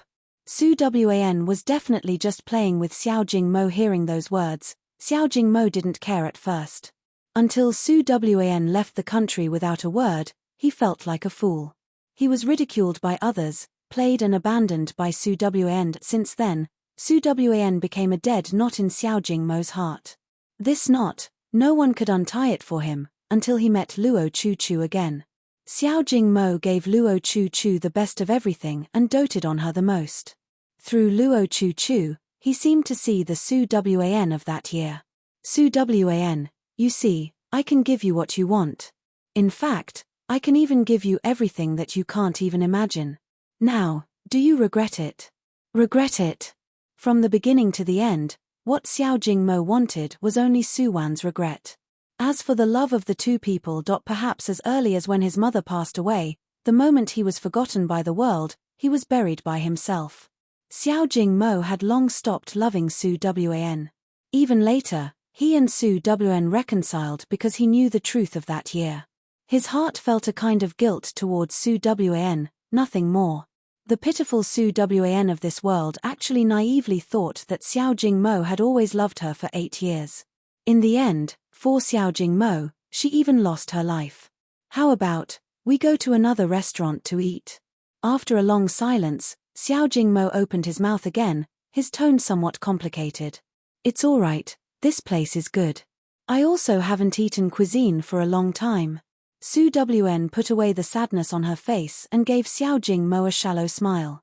The two people, one in front and one behind, entered the restaurant's entrance. They hadn't seen each other for 8 years. This was the first time the two people had a meal alone after reuniting after a long time. Fortunately, the two people today were already elites in the business world. Apart from the slight awkwardness at the beginning, the atmosphere of the two people eating this meal was still considered cheerful. You've always been abroad. Now that you've returned to Seong City, are you used to living? Regarding Su Wan's private life, Xiao Jingmo seemed to be quite concerned. Hearing his question, Su Wan just smiled. There's nothing to be used to. These years, I've been relying on myself to fight my way through. It's not like I haven't experienced situations that are more difficult and more arduous than this. Speaking till here, Su Wan couldn't help but raise her eyes and deeply look at Xiao Jingmo. You've been quite popular these past few years. I can even see reports of you in financial magazines when I'm abroad. You've seen them. Hearing Su Wan's words, Xiao Jingmo's expression suddenly had a slight change. Why didn't you contact me? Just 4 years ago, there was a foreign financial magazine that gave Xiao Jingmo an exclusive interview. At first, he didn't intend to accept it. Later, he inadvertently found out that the area where the magazine was distributed also happened to cover the university that Su Wan was in at that time. Coincidentally, Xiao Jingmo agreed to that interview. He also specially revealed his love life in the interview, saying that he had a first love girlfriend that he had been separated from for many years. Although he couldn't contact her, he still loved her. At that time, Xiao Jingmo thought that if Su Wan saw the magazine, maybe she would take the initiative to contact him. Unfortunately, he never waited for that day. Why didn't you contact me? Xiao Jingmo blurted out a question, revealing his true feelings. Su Wan's hands paused for a moment. In that instant, her entire body froze. Actually, no, nothing.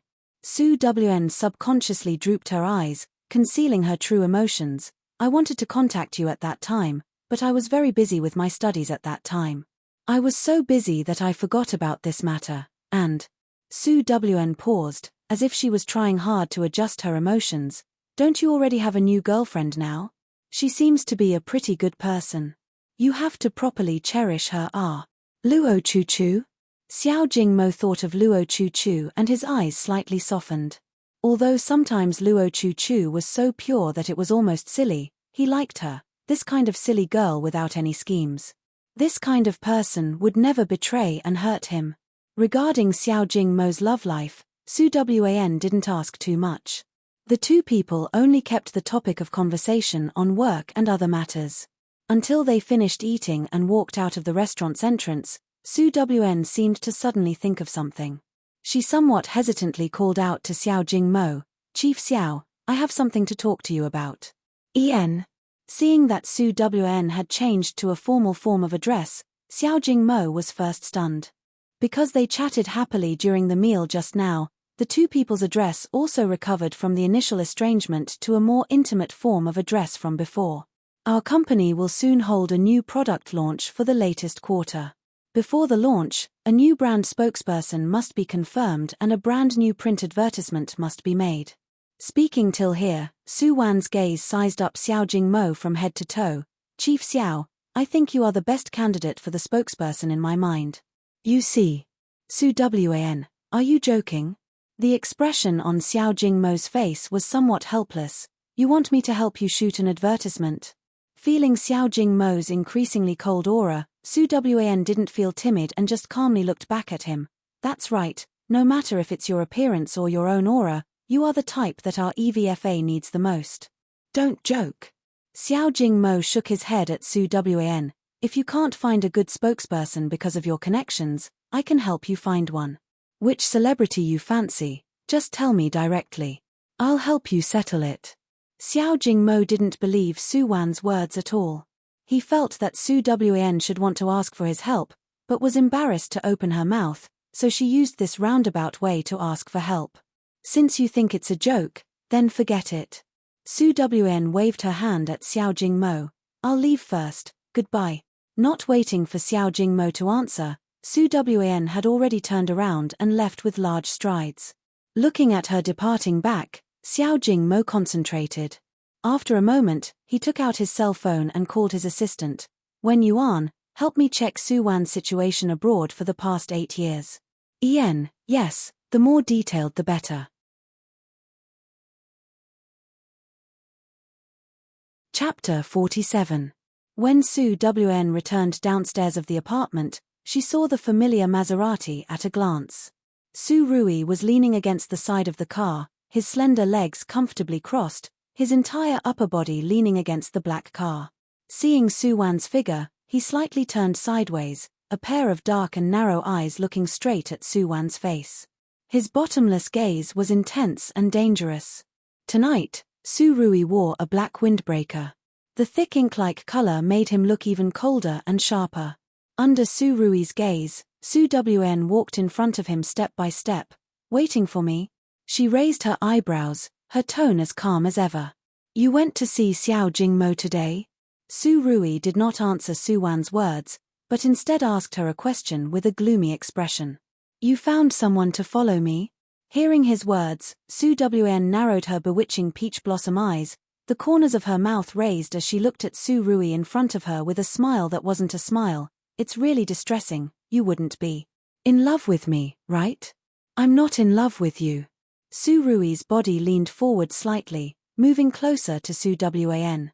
He lowered his head and stared intently at Su Wan's eyes. I am thinking of you. From her sudden departure to the collapse of the entire plane, he walked out of the mountain of corpses and sea of blood, thinking that his heart had already died numbly. Until he was taken into the plane repair headquarters by Shu Ce and learned of her true identity. At that moment, Su Rui heard his long-lost heartbeat. Hair. Hearing Su Rui's words, Su Wn just smiled faintly. It's good that you have ideals and pursuits, but you have to know that ideals and reality have always been worlds apart. Su Rui heard Su Wan's mocking words but was not angry. He still maintained his posture just now, his eyes still locked on her. After experiencing the crazy baptism in many mission worlds, the current Su Rui was no longer the General Su of the Great Xia dynasty with soaring killing intent back then. His appearance was now more mature and elegant, and his heart was now more powerful and callous. If, in this world, Su Wan, this first love, was a dead knot in Xiao Jingmo's heart, then, in Su Rui's world, that Su Wan who left cruelly was a dead end in his heart. From the moment he met her, he was destined to be doomed. Being stared at by Su Rui, Su Wan felt cold all over. Do you want to go up and sit for a bit? I happen to have something to talk to you about. Seeing Su Wan take the initiative to invite him, Su Rui immediately nodded. The two people walked into the apartment one after the other. The apartment that Su Wan lived in was a main room with 2 bedrooms and 1 living room. Before she moved in, it had been renovated. Su Wan didn't touch the furniture in the room. After all, she didn't plan on fighting a protracted war in this world. I'm going to change. Help yourself. After changing into slippers, Su Wan threw a sentence at Su Rui and turned around to return to her room to change clothes. Although a certain man had just shamelessly boasted that he wanted to fuck her, but fuck and force were 2 completely different methods. Therefore, Su Wan was still very at ease with Su Rui. She was not worried that he would force her to do anything. By the time Su Wan changed into a set of home clothes and came out, Su Rui had already taken off his windbreaker and was busy in the kitchen, minding his own business. What are you doing? Su Wan curiously looked at Su Rui in the kitchen. I'm hungry. Make something to eat. Su Rui didn't seem to regard Su Wan as an outsider at all. He replied to Su Wan and turned on the gas stove in the kitchen. Su Wan's kitchen was especially clean. She didn't usually eat at home, so all the kitchen utensils in the house were new. In addition to some beer and drinks in the fridge, there were only a few bags of noodles and a few eggs. She bought them in the supermarket last week when she was on holiday. Do you want to eat some more? Su Rui beat the eggs and asked towards the living room. I'm full. You don't need to bring my share. Su Wan simply sat on the sofa and turned on the TV. At this time, it was the time when the first TV drama was broadcast. Hearing Su Wan's answer, Su Rui in the kitchen didn't say anything. Su Wan also comfortably sat on the sofa and watched the TV drama. When Su Rui walked out of the kitchen with the noodles, the male lead in the TV drama was trying his best to explain to the female lead because of some misunderstanding. Listen to my explanation. Things aren't what you think. I'm not listening. Seeing that Su Wan was watching with relish, Su Rui couldn't help but say, Is that man stupid? Ah. Su Wan turned her head and looked at Su Rui, who sat beside her. What did you say? In this episode, Qing Yu saw Zheng Hong hugging another girl with her own eyes and she ran away from home in a fit of anger. In fact, that girl is Zheng Hong's long-lost sister. Just now, he said so much nonsense. Why don't he just say that she's my sister? Wouldn't 5 words solve the problem? If he said it directly, what's the point of the TV drama? How do you want the second male lead to appear? What do you want the audience to see? Su Wan couldn't help but reply to Su Rui. Hearing Su Wan's words, Su Rui frowned again and then said in all seriousness, could it be that a relationship without a misunderstanding isn't true love?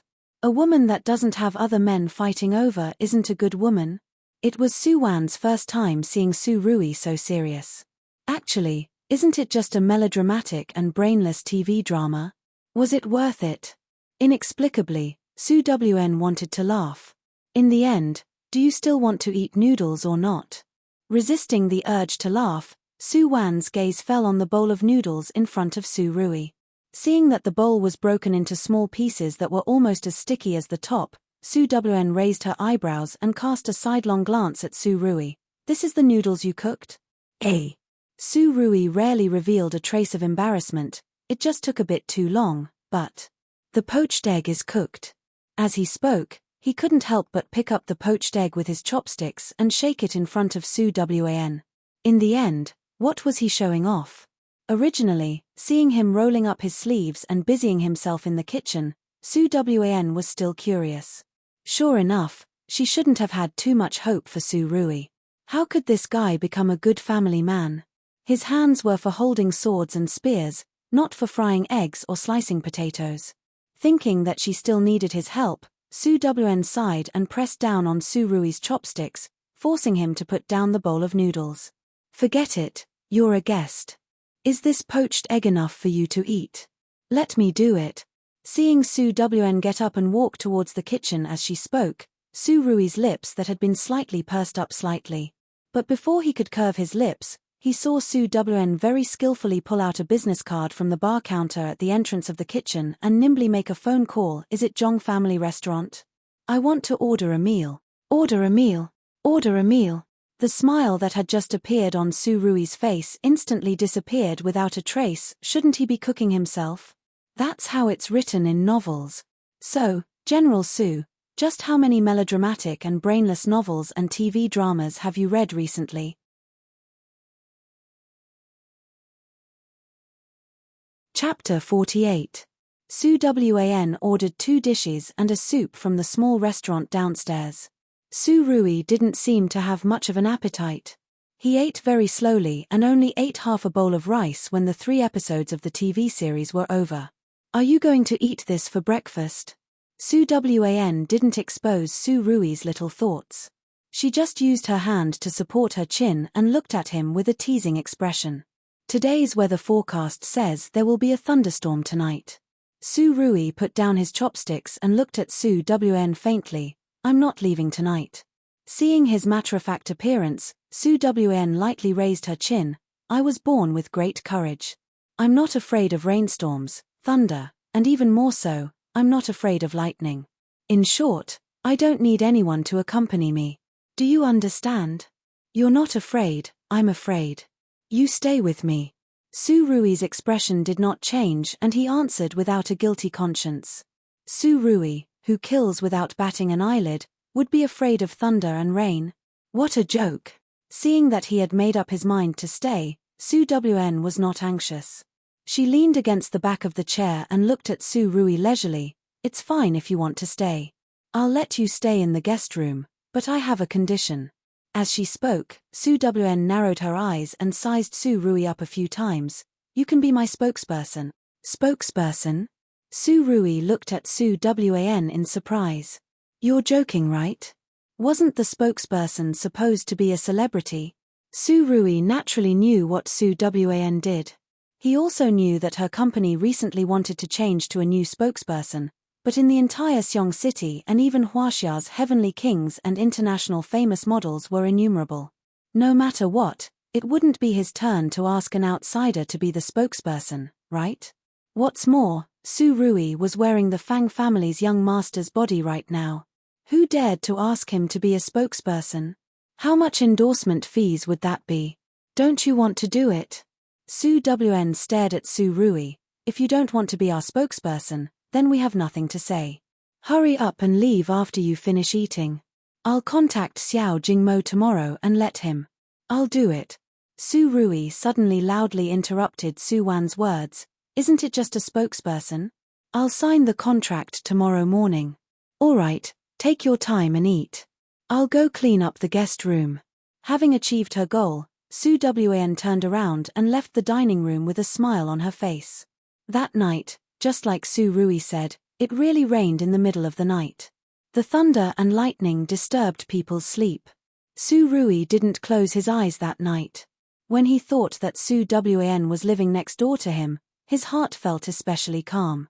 At that time, she disappeared in front of him.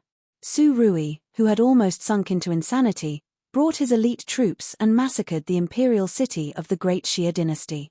That night, the bricks of the entire imperial city were dyed blood red, and the water of the moat was still red even after half a month. Ever since then, Su Rui felt like his heart was empty. No matter how he tried, he couldn't fill that gap. Only by killing non-stop could he calm himself down. He could no longer remember how many people he had killed, how many families and lives he had destroyed. Su Rui only remembered that one day, when he woke up, there was a man with a scholarly appearance and a light temperament standing in front of him. The man said, "This world is on the verge of collapse. Can I take you away from here? Leave." Su Rui's gaze at that time was cold and did not carry any breath of the human world. Why should I leave?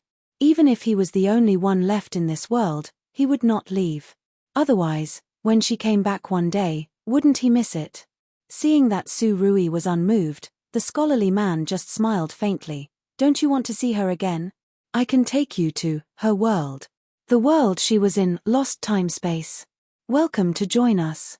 After Su Rui came to the lost time-space, he learned that the gentleman who brought him back was called Shu Ce, the Plane Restorer Headquarters No. 1. The entire lost space-time was independent of the universe and was superior to the other lower planes of space. "Did you bring everyone in the headquarters out of the collapsed plane?" Su Rui still remembered that at the Plane Restorer Headquarters, he had asked Shu Ce such a question. At that time, Shu Ce seemed to have paused for a moment before replying with a gentle expression, "Everyone's reason for appearing here is different. All these years, I've only brought back 2 people from the collapsed plane. You're the second. As for the first person, you also know her. She's Su Wan." Speaking of Su Wan, Shu Ce's tone was still calm, but he was unwilling to talk about Su Wan's past and the reason why Su Wan finally became a plane destroyer. At that time, Su Rui's heart was particularly uncalm. He only knew that Su Wan was a heartless woman. When he was in the Great Xia dynasty, Su Rui secretly vowed in his heart that if he could see her again, he must torture her ruthlessly and let her know how miserable the fate of abandoning him would be. However, since he learned from Shu Ce that Su Wan also came from a certain collapsed low-level plane, Su Rui's mood unconsciously became complicated in the end. Where did Su Wan come from? What had she experienced in the past?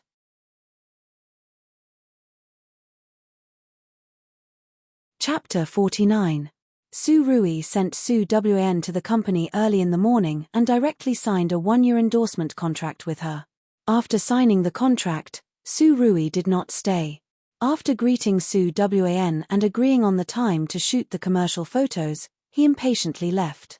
After handing over Su Rui's contract to the newly appointed assistant, Su Wan let out a long sigh of relief.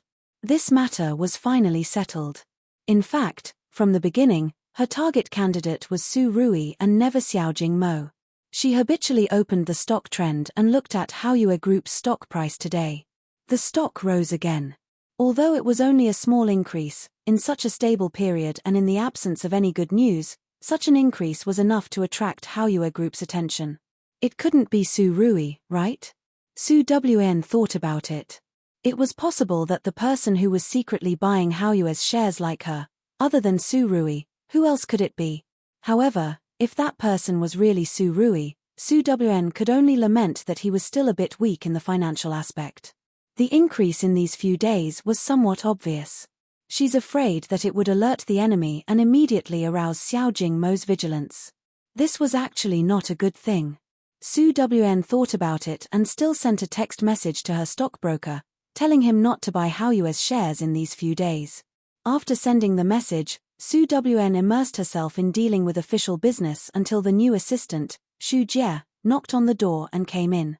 Su Wan rubbed her somewhat sore shoulders and looked at the man with the glasses in front of her. Chief Su, it's lunchtime. What do you want to eat for lunch?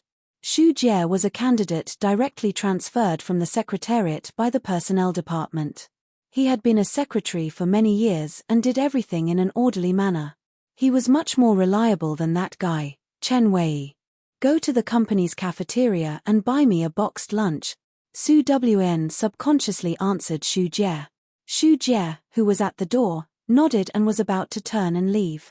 Su Wan, who was in the office, suddenly saw the calendar on her desk. This day. Wait. Su Wan called out to Xu Jie again, let's go out to eat. Today, I'll treat. Consider it as a celebration for your new assistant. Xu Jie pushed up the glasses on the bridge of his nose and still looked at Su Wan with a gentle face. Then, thank you, Chief Su. You're welcome. Su Wan took her carry-on bag and brought Xu Jie to the underground parking lot to pick up the car. This time, she chose to have lunch in the center of Xiong City. The two people ate a sumptuous lunch. After coming out of the restaurant, Su Wan was not in a hurry to return to the company. Instead, she pulled Xu Jie and went straight to the shopping mall at the side. Seeing Su Wan stop in front of a men's clothing store, Xu Jie's eyes flashed with astonishment. EVFA, this brand, was rarely seen in Xiong City. Moreover, because it had always been in a cooperative relationship with Haoyue Group, EVFA's men's clothing had always only been sold and marketed in Haoyue Group's Haotian shopping mall. Welcome. As soon as the two of them entered the door, a shop assistant greeted them with a smile. Is there anything I can help you with? I want to buy a tie for my boyfriend. Su Wan smiled at the shopping guide and Xu Jie subconsciously took half a step back, maintaining a safe distance from Su Wan. Yesterday, when he was told that he was going to serve as Su Wan's assistant, Xu Jie specially went to the 4th floor to look for Chen Wei, wanting to carefully understand his new boss's temper and preferences. In the end, Chen Wei just glanced at Xu Jie and said incomparably calmly, "There's nothing difficult to get along with Sister Wan. The one who is truly difficult to get along with is her man." As he spoke, Chen Wei raised his chin at Xu Jie. Glancing at Xu Jie's miserable face, even someone as calm as Xu Jie immediately shivered. He became even more fearful of Su Wan's legendary boyfriend. When Su Wan arrived at the display cabinet where the ties were placed, she realized that Xu Jie was already very far away from her. "What are you standing there for? Come over and help me try it." Su Wan turned her head and roared at Xu Jie. Xu Jie took small quick steps like a little wife and looked at Su Wan with a face full of hidden bitterness. "Chief Su, this is for your man, no, for your boyfriend. For me to try it. Isn't too good, right?" It was said that Chen Wei only became Su Wan's male companion once and was almost beaten to the point that he couldn't take care of himself. At this time, Xu Jie was worried about his life and safety. "What's inappropriate about it? You're not even a virgin girl, why are you being coy with me here?" Su Wan really didn't expect her new assistant to be such an awkward person. Of course, if she knew what Chen Wei explained to Xu Jie in the end, she might not think like this. "Young Miss Su." Just when Xu Jie was tangled about whether work or personal safety was more important, a woman's voice suddenly sounded behind the two people. This voice was simply the sound of nature to Xu Jie. He immediately turned around at lightning speed. When he saw the woman in front of him, he couldn't help but stare blankly. This person looked very similar to Chief Su. She wouldn't be his long-lost younger sister, right? Luo Chu-Chu. Su Wan also saw Luo Chu-Chu's figure at this time. She immediately smiled and greeted, "What a coincidence. We meet again." Yes. Luo Chu-Chu looked at Su Wan and then looked at Xu Jie at the side. "Are you accompanying a friend to buy something?" Hearing Luo Chu-Chu's question, Su Wn hesitated for a moment. Shu Jie at the side immediately considerately explained, I'm just Chief Su's assistant. I'm accompanying her to buy a tie for her boyfriend. Sure enough, with this kind of considerate assistant by her side, life was really too beautiful. Young Miss Su, you have a boyfriend? Hearing Shu Jie's words, Luo Chu Chu immediately widened her eyes and asked incredulously. Her voice was somewhat agitated. Because her voice was too loud, it also attracted the gazes of several other female shop assistants in the store. Seeing that everyone was looking at her, Luo Chu Chu felt a little embarrassed. She subconsciously lowered her head and habitually tugged at the corner of her clothes. Actually, he's not my boyfriend. Su Wan didn't seem to see Luo Chu Chu's predicament. She slightly lowered her eyes and the expression on her face softened a bit. I like him very much, but I don't know if he likes me or not. Speaking till here, Su Wan's tone also carried a trace of joy. Yes, is that so? Hearing Su Wan's words, Luo Chu Chu's expression darkened. That person is really blessed. Do I know him? Seeing Luo Chu Chu's hesitant and hemming and whoring appearance, Su Wn knew that this sensitive little girl had already thought of something. Su Wan didn't expose her and only mysteriously smiled at Luo Chu Chu. You know that person, but I can't tell you right now. In the future, he will be the spokesperson of our company's products. You will soon know who he is. Today, I came over to help him choose a suitable tie. It will be used on the day of the photo. As she spoke, Su Wan no longer looked at Luo Chu Chu. Instead, she called the shop assistant and asked her to take out all the latest styles of ties. In fact, if Su Wan wanted to buy her own company's ties, she didn't need to personally come to the mall. Moreover, a large portion of their EVFA's latest products in the current season haven't been released yet. The reason why she specially came here today was because Su Wan accidentally saw the calendar and knew that she would meet Luo Chu Chu here today. Today was the 2-year anniversary of Luo Chu Chu and Xiao Jingmo's acquaintance.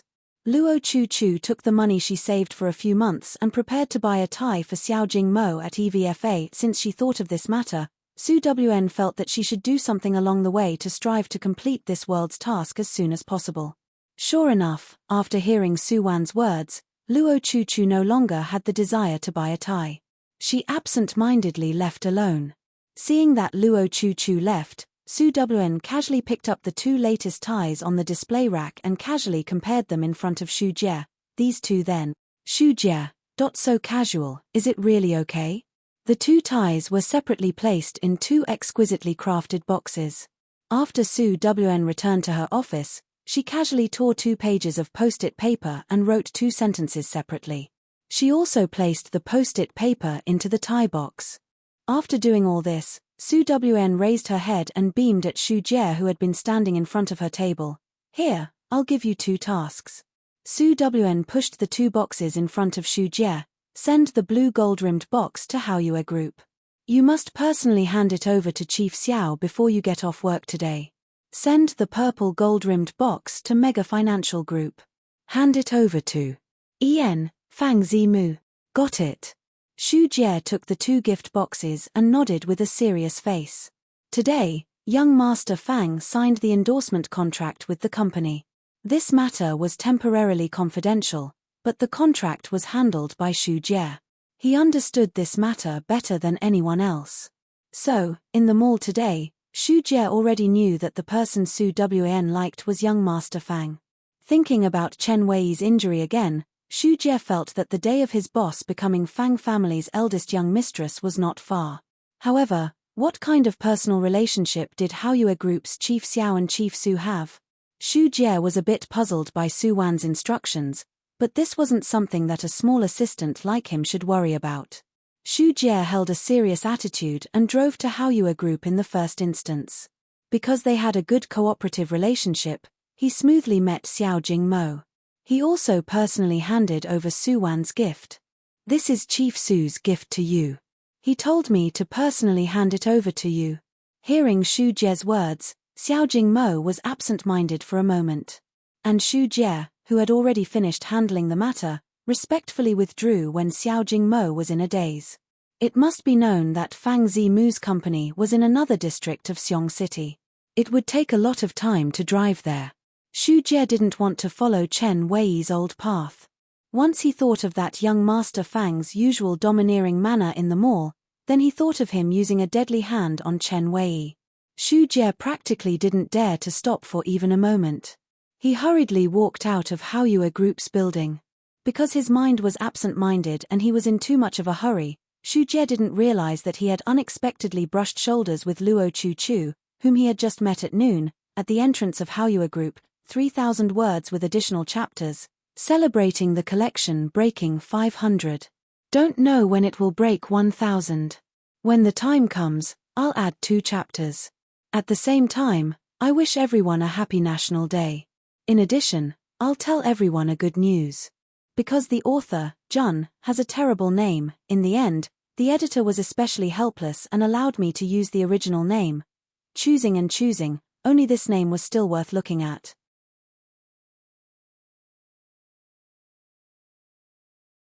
Chapter 50. Luo Chu always clearly remembered the day she and Xiao Jingmo met. 2 years ago, the two people accidentally met in the bar where she worked. This encounter changed her life. In recent days, the relationship between Luo Chu and Xiao Jingmo was somewhat cold. In fact, both of them knew that the problem between the two of them was not only Su Wan. On the day of the birthday banquet, the moment he saw Su Wan, Xiao Jingmo let go of Luo Chu's hand. Whether he did it intentionally or unintentionally, this action really hurt Luo Chu's heart. That day, she was alone in the villa's guest room and couldn't sleep. She thought that they were going to end like this, but the next day, everything was still the same. Xiao Jingmo didn't lay all his cards on the table and break up with her. Even last night, he even bought a large bouquet of roses and hugged her tenderly all night. Perhaps, in the 2 years that they got along, they still had true feelings. Luo Chu actually couldn't deceive herself. She simply didn't want to let go. In her life, there was never a man who doted on her and loved her like Xiao Jingmo.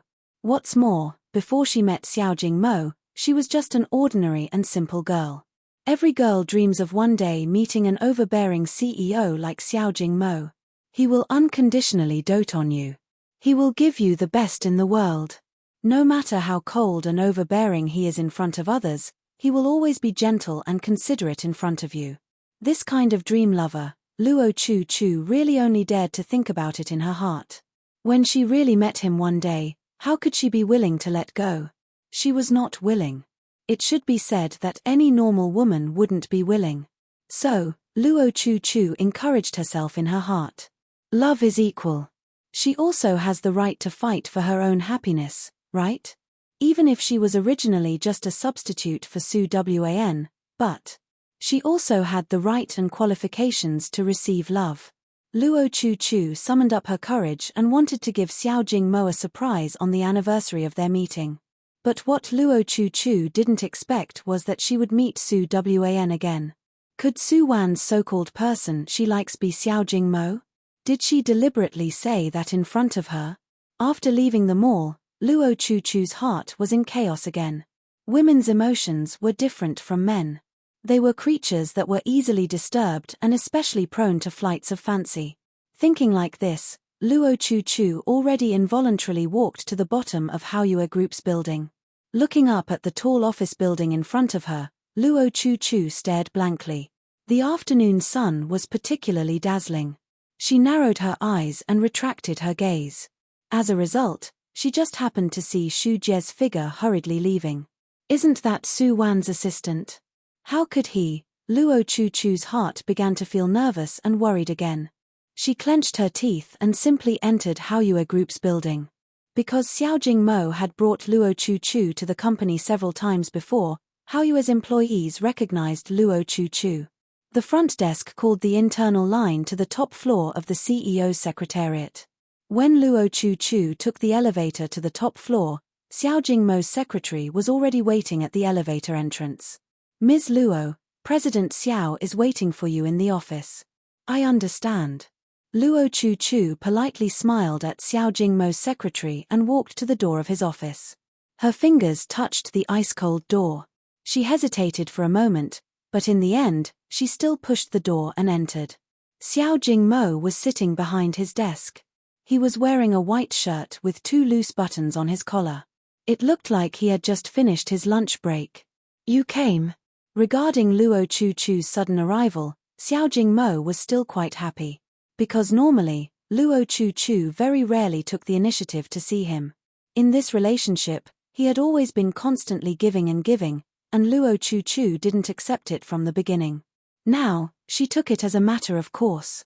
After a long time, Xiao Jingmo almost forgot when was the last time she took the initiative to see him. Luo Chu-Chu, who walked into the room, nodded at Xiao Jingmo. Almost at a glance, she saw the gift box that had just been opened on his desk. Inside was a brand new silk tie. "Su Wan gave it to you?" Luo Chu-Chu's voice couldn't help but tremble. Xiao Jingmo stared blankly and realized that Luo Chu-Chu was talking about that tie. He lightly nodded. It was sent by Su Wan. It's her company's latest style. Speaking till here, Xiao Jingmo's line of sight also fell on the gift box. The silver-gray silk tie was embroidered with gorgeous and low-key dark gold stripes. It was the style he liked. Speaking of which, Su Wan's taste and vision had always been good. Otherwise, she wouldn't have reached the position of EVFA's Huaxia region's general manager. Luo Chu-Chu had already arrived in front of Xiao Jingmo at this time. She lowered her head and looked at the gift box on the table. Next to the tie, there was a note casually placed, "Yesterday's dinner gift. I think it's very suitable for you." It was a very simple sentence, and there was even a mischievous smiley face drawn at the back. Obviously, there weren't any touching words of love written and there weren't any overly ambiguous words, but Luo Chu-Chu felt that the note was exceptionally dazzling. Originally, last night, Xiao Jingmo came home so late because he ate dinner with Su Wan. So, he felt guilty and bought a large bouquet of roses for her. How could he be like this? After eating a meal with his first love behind her back, he could still be so intimate with her for a night as if there was no one else present. Could it be that all men were able to clearly separate lust and love like this? "The tie is very beautiful." Saying one thing but meaning another was a top-notch skill that every woman was born with.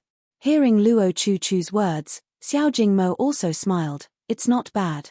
Su Wan has always had good taste. She has very good taste." Luo Chu-Chu's complexion paled and her hands clenched. "I heard that she also looked for you to be their brand spokesperson." Hearing this sentence, Xiao Jingmo was obviously stunned for a moment. He looked at Luo Chu-Chu with some astonishment. "Chu-Chu, how did you know?" Xiao Jingmo was indeed somewhat surprised because he had already rejected Su Wan yesterday. According to Su Wan's character, it was impossible for her to publicize this matter everywhere. So, it was all true? Luo Chu-Chu didn't answer Xiao Jingmo's words. She resisted the sourness in her heart and turned her face to the side. She asked in a low voice, "Xiao Jingmo, you still love Su Wan?" Love?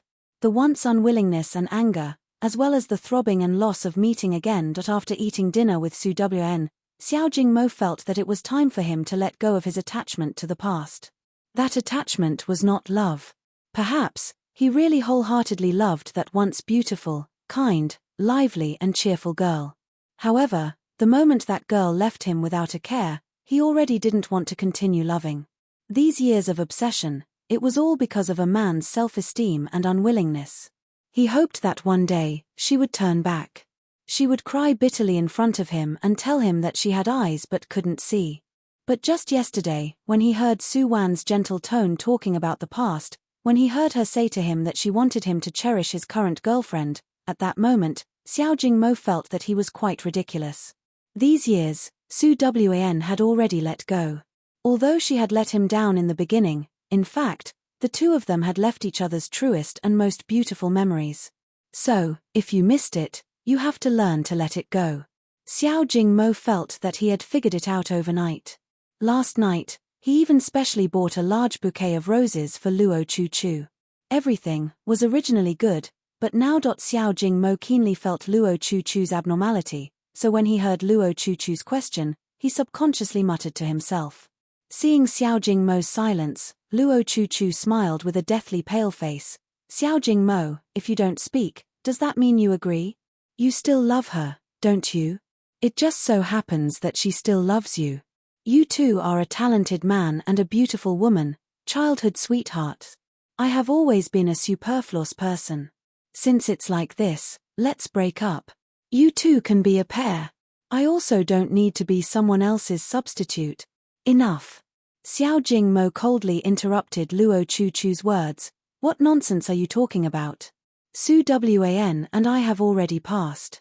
She knows that I have a girlfriend and she has already let go of it. It's impossible for me and her. Impossible? Luo Chu sneered at Xiao Jingmo. Then what's the matter with this tie? Su Wan personally told me in the mall that she wanted to give this tie to her beloved man. She also said that she invited that person to be their brand spokesperson. How is this possible? Xiao Jingmo looked at Luo Chu in disbelief. Words of denial had already blurted out. From the beginning, he felt that Luo Chu was being unreasonable, and now her remarks were even more nonsense. You don't believe me? Don't tell me that I would lie to you about this kind of thing. Luo Chu felt that she was being doubted by Xiao Jingmo. Perhaps, he had never believed in her. Xiao Jingmo, let's break up. These 6 words seemed to have exhausted all of Luo Chu's strength. Chu. Xiao Jingmo, who returned to his senses, firmly grabbed Luo Chu's hand. Let go. Now that things have come to this, what else do we have to say? The two people's 4 eyes met. Luo Chu's gaze was filled with heartbreak, and Xiao Jingmo's gaze flashed. I'll call Su Wan and ask clearly. As he spoke, he already took out his cell phone and dialed Su Wan's private number. The phone was quickly picked up and Su Wan's slightly tired voice was transmitted. Jingmo, is there something? Su Wan, I have something to ask you. Today. Jingmo, wait a moment. I'm very busy right now. If you have something urgent, wait for me at the main entrance of my company after work. That's it. I'm sorry.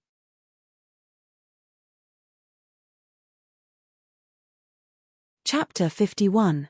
After Su Wan hung up the phone, Xiao Jingmo put down his phone and looked at Luo Chu beside him. I'll take you there after work. Luo Chu didn't expect Xiao Jingmo to say that. She hesitated and finally nodded. In fact, both of them clearly knew that if they couldn't solve Su Wan's problem once and for all, then they would never be able to return to the beginning. When the seed of doubt was planted, unless it could be ruthlessly uprooted, it would continue to exist and grow wildly until it couldn't be controlled. At this time, Su Wan hung up Xiao Jingmo's phone call, but her mood was very relaxed. It was said that a lover that can be snatched away is not a lover. Towards Luo Chu, Su Wan didn't have any malice. She just didn't believe in a man like Xiao Jingmo. The so-called rich and powerful Cinderella stories were used to deceive inexperienced little girls. Even if the end of all the stories was a happy ending where Cinderella could marry the CEO, but what about after marriage? Men were the most untrustworthy creatures in this world. If Xiao Jingmo really loved Luo Chu, loved her till death, loved her to the point of moving heaven and earth, even if this mission failed in the end, Su Wan would still accept it. Unfortunately, she had experienced so many worlds and had never failed. Those men were undoubtedly not fickle people. No one could be an exception. An hour later, as expected, Su Wan received Su Rui's call again. I like the tie you gave me very much. I'll pick you up for dinner tonight. Su Rui had always been straightforward. Su Wan also liked to deal with this kind of person. Hearing Su Rui's words, Su Wan didn't refuse. Instead, before hanging up the phone, she reminded him to come to the company's entrance early to pick her up. Seeing that her self-directed and self-acted first big play was about to open, Su Wan finished the work at hand early in a good mood. She rested in the office for a while. Before getting off work, she also deliberately touched up her makeup in her private bathroom. On weekdays, when Su Wan got off work, she left very late.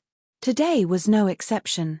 She stood at the window and watched Su Rui's car stop at the company's entrance. Su Rui didn't call her, but rather coquettishly leaned against the car, attracting the onlookers from the company. Regarding the gazes of outsiders, Su Rui had always been automatically immune. Today, Su Rui specially changed into his favorite handmade grey suit. The gorgeous material and exquisite tailoring made people feel a kind of luxurious nobility from afar. As expected, he was as high profile as ever. No, it should be said that Su Rui never knew what low-key was. Su Wan unhurriedly took the elevator downstairs. When she walked to the hall, she saw Xiao Jingmo's car slowly driving over. The timing was just right. Su Wan, who was wearing a sapphire business attire, had a head full of long hair. She held a delicate white handbag and elegantly walked out of the company's door. "Sorry to keep you waiting." Su Wan smiled apologetically at Su Rui.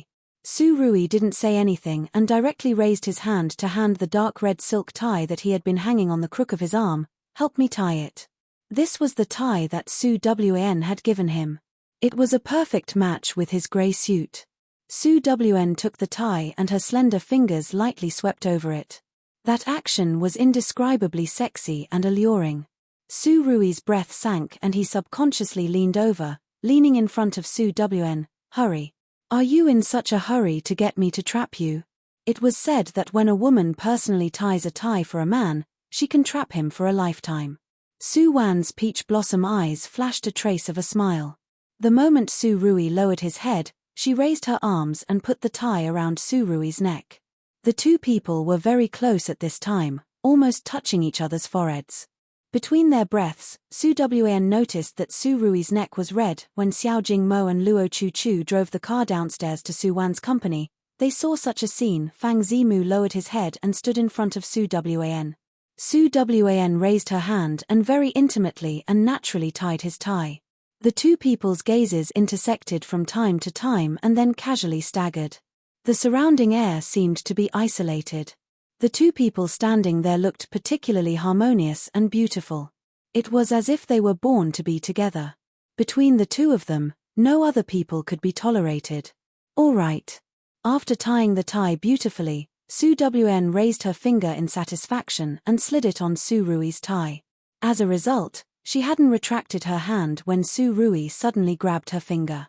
Holding her slender and fair fingers and feeling the temperature of Su Wan's fingertips, Su Rui inexplicably brought Su Wan's finger to his lips and lightly kissed it.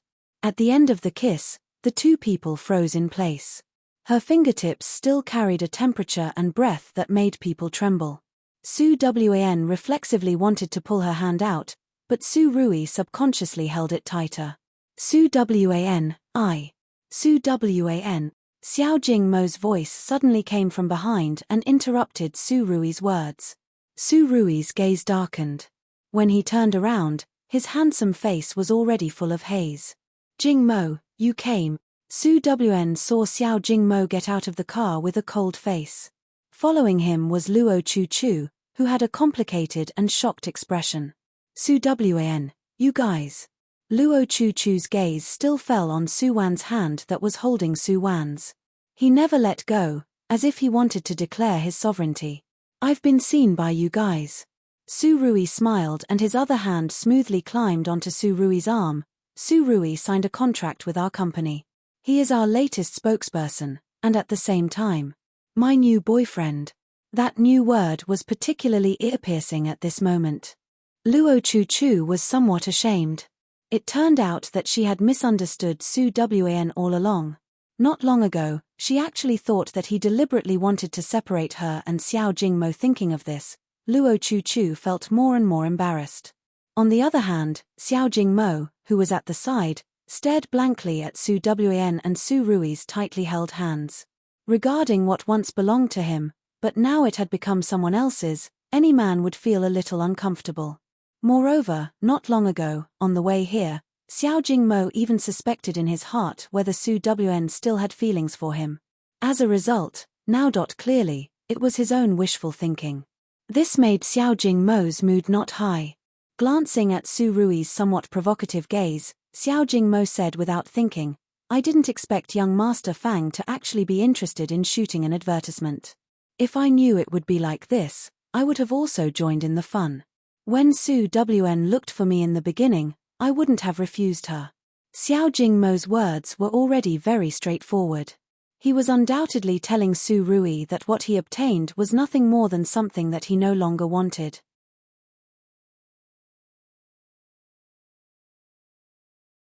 Chapter 52. Ever since he returned to the Xiao family, Xiao Jingmo had transformed from an ordinary youth into an elegant young master under Xiao Laoyez's tutelage in just a year.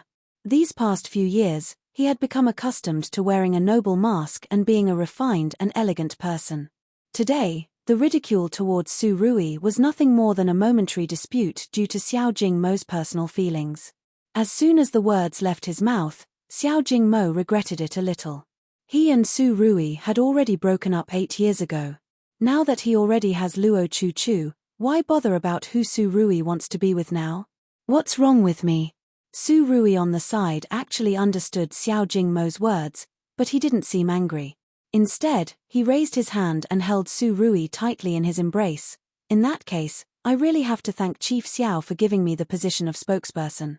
Otherwise, I don't know when I would be able to hold the beauty back. Su Rui said it with sincerity, as if he was really especially grateful to Xiao Jingmo. Seeing him acting like this, Xiao Jingmo felt even more irritated. He casually said a few words and drove away with Luo Chu Chu. Until their car completely disappeared, Su Rui put away the smile on his lips and looked at Su Rui beside him with an indifferent face. You used me again? Did I? If you don't want to be my boyfriend, you can. Woo. Su Rui's words were only halfway through when Su Rui suddenly leaned over and fiercely kissed her lips. Different from the previous accidental kiss, this time, Su Rui kissed her very hard. His kissing skills were unsystematic and clumsy, leaving bloodstains on Su Rui's lips. This was absolutely not a public display of affection. This was definitely murder. Enough. Su Rui pushed Su Rui away with force. Her slender fingers wiped the blood on her lips. Right now, her face was even more hazy than Su Rui's. Su Rui, don't push your luck. Otherwise, I won't let you off. Su Rui licked the corner of his lips and his gaze landed on Su Rui's lips. No matter what you do to me, I will accompany you at any time. Then let's wait and see. Su Rui glanced at Su Rui, turned around and indifferently walked away. Looking at her back view, Su Rui raised his finger and gently touched his lips. There were still remnants of her breath on it, and even her blood. Su Wn, you're definitely not as hard and cold as you pretend to be. I will make you obediently lay down your arms and surrender. I definitely will. In the evening, the streets were filled with hurried pedestrians. At this time, they were either anxiously walking home or stopping at a certain intersection, waiting for the person they were waiting for. Only when one's heart was filled with expectations and a place to return to would one feel happy and warm. Su Wan stopped at the intersection of a busy street. She watched the signal light at the intersection change from red to yellow and then gradually turn green. She watched the crowd hurriedly pass by the zebra crossing. Everything in front of him was so real yet so illusory. Everything was fake. As long as she closed her eyes, Su Wan seemed to see the place where she grew up turning into ashes in a sea of fire. This world is about to collapse. Come with me. The man's voice was always so gentle, and the gentleness made her desperate and irritable. It was better to die in despair than to live like this. Su Wan thought of death and she also put it into action. Unfortunately, in the end, she was still alive. A person, living in sorrow and despair. Those that she loved, those that she missed, were all like a joke in an old dream. That's right, how ridiculous. When she thought she was the happiest person in the world, someone suddenly told her that everything was a lie. She was just a cannon fodder chess piece in someone else's hands. Her existence was just to let the protagonists who were favored by the heavens live a happy life. Su Wan fell on the street somewhat powerlessly. Everything in front of her gradually blurred. The thing she disliked the most was to recall the past. Other people's memories at least had a short period of sweetness and sincerity. But what about her memories? In addition to the mutual deception of the family, there was also the heartless use and betrayal of the lover. She was a person who was not loved by fate because she was born to be cannon fodder in other people's lives. Su Wan, your feelings, I actually empathize more than you. Su Wan sat on the street and silently smiled. She actually understood the reason why Su Rui chased after her. In the end, he felt unreconciled. Just like everything she had done all these years. She was also unreconciled. She desperately hoped that other people would not be happy, and every time, she also hoped that someone could redeem her in this abyss of despair. Unfortunately, after reincarnating from one world to another, she became more and more disappointed and indifferent. After reincarnating until now, her heart still did not have a place to rest. You're tuning in to the Dreamy Chapters YouTube channel. We're so grateful for your support, and don't forget to subscribe to join us on this incredible journey through captivating stories. Your generosity through donations truly makes a world of difference, as it's the primary source of revenue that allows me to expand and enhance this channel for you. Thank you from the bottom of my heart for being a part of this adventure.